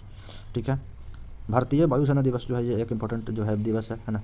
भारतीय वायुसेना दिवस जो है वो 8 अक्टूबर को मनाया जाता है। विश्व मानसिक स्वास्थ्य दिवस ये भी इंपॉर्टेंट है ना, 10 अक्टूबर को जो है वो विश्व मानसिक स्वास्थ्य दिवस मनाया जाता है। ठीक है, अंतर्राष्ट्रीय बालिका दिवस का अगर बात करें इंटरनेशनल लेवल पर जो है वो बालिका दिवस मनाया जाता है, वो 11 अक्टूबर को मनाया जाता है। ठीक है, विश्व छात्र दिवस जो है ना, विश्व खाद्य दिवस, है ना, विश्व खाद्य दिवस का अगर बात करेंगे तो 16 अक्टूबर को मनाया जाता है। ये कुछ इंपॉर्टेंट जो डेट्स हैं अक्टूबर के, है ना। 16 अक्टूबर को विश्व खाद्य दिवस मनाया जाता है, और 24 अक्टूबर को जो है वो संयुक्त राष्ट्र दिवस मनाया जाता है। 24 अक्टूबर को संयुक्त राष्ट्र दिवस, और 31 अक्टूबर को राष्ट्रीय एकता दिवस मनाया जाता है। तो ये कुछ इंपॉर्टेंट अक्टूबर के जो दिवस हैं, है ना, वो ध्यान रहना। ठीक है, नेक्स्ट क्वेश्चन की तरफ चलते हैं। नेक्स्ट क्वेश्चन क्या बोल रहा है, नेक्स्ट क्वेश्चन कर रहा है, नेक्स्ट क्वेश्चन बोल रहा है कि कौन सा जो है पूर्वोत्तर भारतीय राज्य जो है अरुणाचल प्रदेश के साथ अपना स्थापना दिवस मनाता है। ठीक है, तो अरुणाचल प्रदेश के साथ जो अपना स्थापना दिवस जो है वो कौन मनाता है, तो वो मनाता है मिजोरम। ठीक है, मिजोरम जो है अपना स्थापना दिवस जो है वो किसके साथ मनाता है, तो वो मनाता है अरुणाचल प्रदेश के साथ मनाता है। ये कुछ जो है दिए गए हैं कि किस राज्य की स्थापना जो है वो कब किया गया है ना। जैसे कि ये नागालैंड जो है 1963 के अंदर में जो है वो इसकी स्थापना ये स्टेटहुड के अंदर में आया था, मतलब नागालैंड जो है वो राज्य के अंदर में दर्जा प्राप्त होता 1963 के अंदर में नागालैंड को दर्जा प्राप्त। गुजरात और महाराष्ट्र का बात करें तो वो 1966 के अंदर में जो है वो उसकी स्थापना किया गया था। ठीक है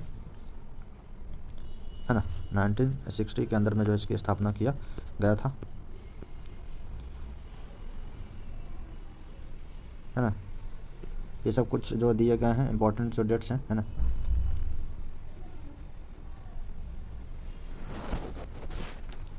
जो 1987 के अंदर में जो है ना 20 फरवरी को जो है वो अरुणाचल प्रदेश और मिजोरम को जो है पूर्ण राज्य का दर्जा मिला था, है ना। और पहले जो है मिजोरम 1972 में केंद्र शासित प्रदेश बना, और अरुणाचल प्रदेश जो है वो नॉर्थ ईस्ट फ्रंटियर एजेंसी, है ना, नेफा से अलग करके केंद्र शासित प्रदेश का दर्जा दिया गया था। ठीक है, अरुणाचल प्रदेश को जो है पहले नॉर्थ ईस्ट फ्रंटियर एजेंसी के नाम से जानते थे, और वो एक केंद्र शासित प्रदेश था। बाद में जो है अरुणाचल प्रदेश जो है उसको बनाया गया था।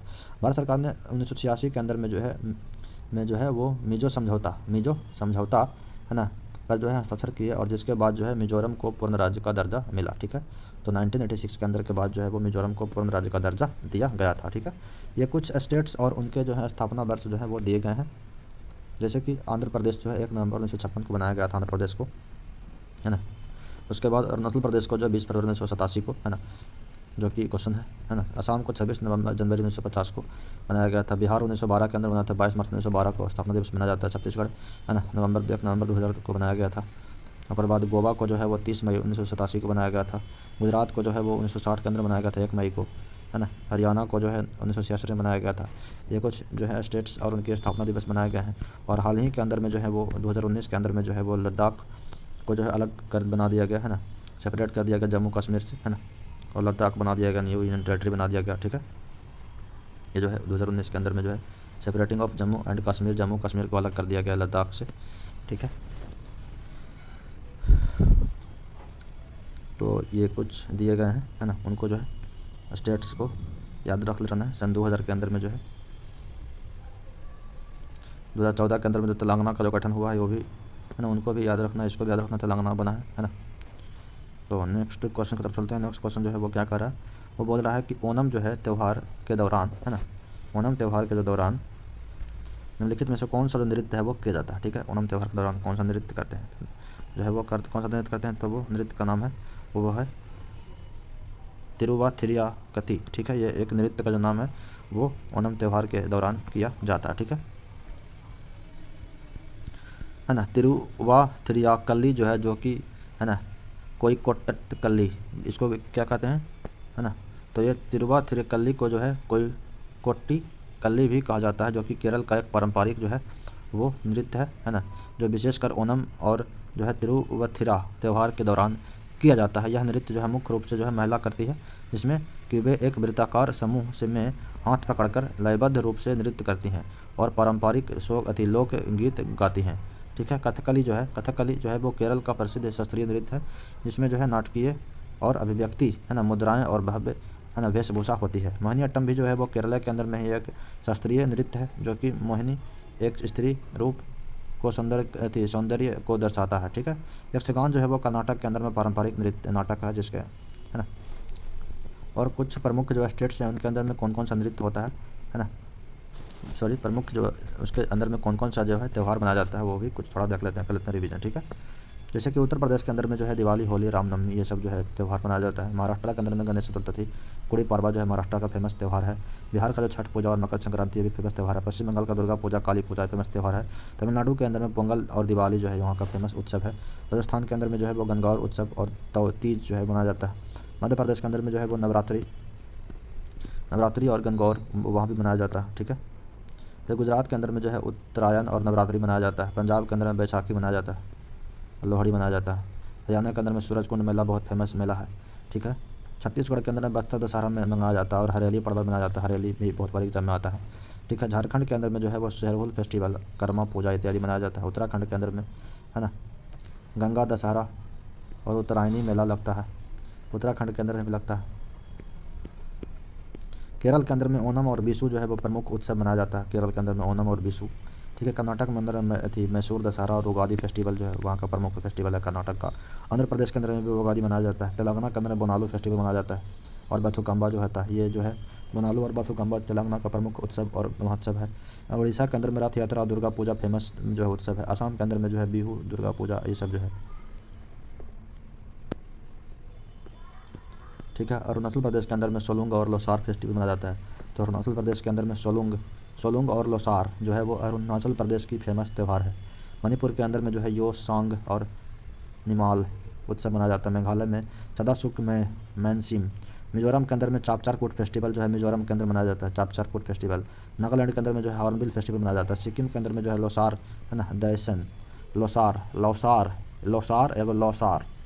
ठीक है, लौसार जो बोलेगा अरुणाचल प्रदेश, लौसार बोलेगा सिक्किम। ठीक है, त्रिपुरा के अंदर में खर्ची पूजा फेमस है ना, गरिया पूजा। खर्ची पूजा और गरिया पूजा जो है वो त्रिपुरा के अंदर मनाया जाने वाला प्रमुख उत्सव है। ठीक है, खर्ची पूजा और गरिया पूजा जो है त्रिपुरा के अंदर मनाने वाला प्रमुख उत्सव है। और जो है वो गोवा के अंदर जो है कौन कौन उत्सव होता हो जाएगा, कॉर्नबिल और सिंगमो उत्सव जो है वो गोवा के अंदर मनाया जाता है। ठीक है,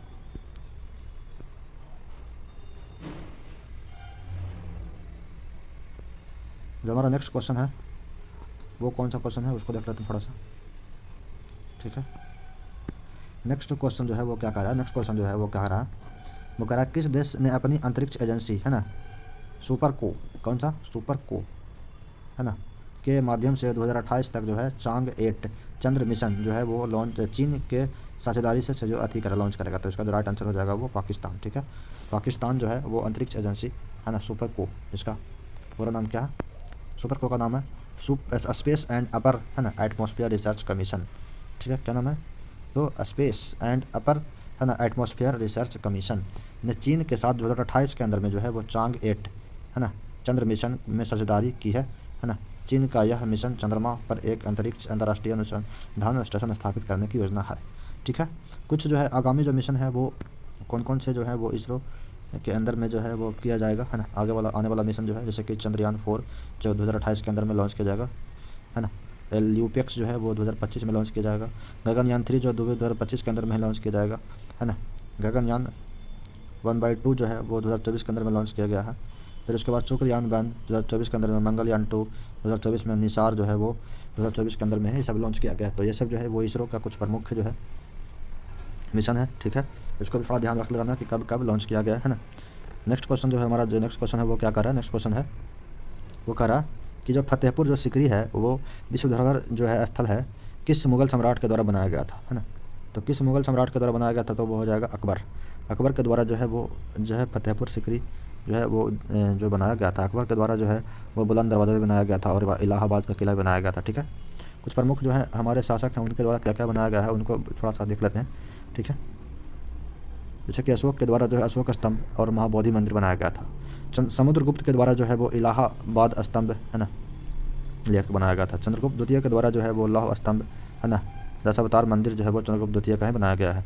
बाबर के द्वारा जो है वो पानीपत और खानवा का स्मारक जो है बनाया गया ये बाबर के द्वारा। हुमायूं के द्वारा जो है हुमायूं का मकबरा बनाया गया। अकबर के द्वारा जो है वो फतेहपुर सिकरी, बुलंद दरवाज़ा, इलाहाबाद का किला। फिर जहांगीर के द्वारा जो है वो शीश थी शालीमार बाग जो है वो जहांगीर बनवाया था। जहांगीर का मकबरा भी जहांगीर के द्वारा ही बनाया गया था है ना। जहांगीर जो है शालीमार बाग बनवाया था। शाहजहाँ जो है वो ताजमहल के द्वारा बनाया गया शाहजहाँ द्वारा जो है ताजमहल बनाया गया था। लाल जथी जामा मस्जिद बनाया गया था। औरंगजेब के द्वारा जो है बीबी का मकबरा औरंगजेब के द्वारा बनवाया गया था। राणा कुंभा जो है वो कुंभलगढ़ का किला बनाया था, कुंभलगढ़ का किला, ठीक है। राणा कुंभा कुंभलगढ़ का किला को बनवाया था, राणा कुंभा। खुद महाराणा प्रताप जो है वो हल्दी घाटी स्मारक बनाए थे और छत्रपति शिवाजी है रायगढ़ का किला बनवाए थे और सिंहगढ़ का किला बनवाए थे, ठीक है। नेक्स्ट क्वेश्चन की तरफ चलते। नेक्स्ट क्वेश्चन क्या बोल रहा है, नेक्स्ट क्वेश्चन बोल रहा है कह रहा है कि प्लेस ऑफ इल्यूजन्स है ना किसके द्वारा लिखा गया एक बुक है। तो इसका आंसर हो जाएगा चित्रा बनर्जी है ना। चित्रा बनर्जी देवाक रौनी के द्वारा लिखा गया बुक है, ठीक है। चित्रा बनर्जी के द्वारा जो है लिखा गया बुक का नाम क्या है, तो हो जाएगा आंसर में वो प्लेसेस ऑफ इल्यूजन्स, ठीक है। ये कुछ प्रमुख जो है वो बुक हैं उनके थोड़ा सा कर लेते हैं रिविजन। जैसे कि ये द अनएल्डिंग जो जज है वो कौन सा बुक लिखा किसके द्वारा लिखा गया, तो हो जाएगा A.N. प्रो है ना ग्रोवर के द्वारा लिखा गया बुक है, ठीक है। A.N. ग्रोवर के द्वारा लिखा गया, थोड़ा दिन को लेते हैं तो थोड़ा दिखेगा है ना। A.N. ग्रोवर के द्वारा लिखा गया बुक है, ठीक है। उसके बाद जो नेक्स्ट इंपॉर्टेंट बुक है वो है माई विलवेंड लाइफ, ठीक है। माई विलवेंड जो लाइफ है वो किसके द्वारा लिखा गया बुक है, तो वो है अमिताभ कुमार के द्वारा लिखा गया बुक है, ठीक है ना। उसके बाद जो है mountain mammals of the world, mountain mammals of the जो वर्ल्ड है ना वो किसके द्वारा लिखा गया बुक है, तो वो हो जाएगा M.K. रंजीत सिंह है ना। M.K. रंजीत सिंह के द्वारा जो है वो लिखा गया बुक है, ठीक है। Mountain mammals of the world M.K. Ranjit Singh के द्वारा। साक्षी मलिक कौन सा लिखा है, विटनेस नामक बुक जो है वो साक्षी मलिक के द्वारा लिखा गया, ठीक है ना। परिमल नाथ वानी के द्वारा कौन सा बुक लिखा गया है, तो हो जाएगा कॉल ऑफ द गिर, ठीक है। कॉल ऑफ द गिर है ना।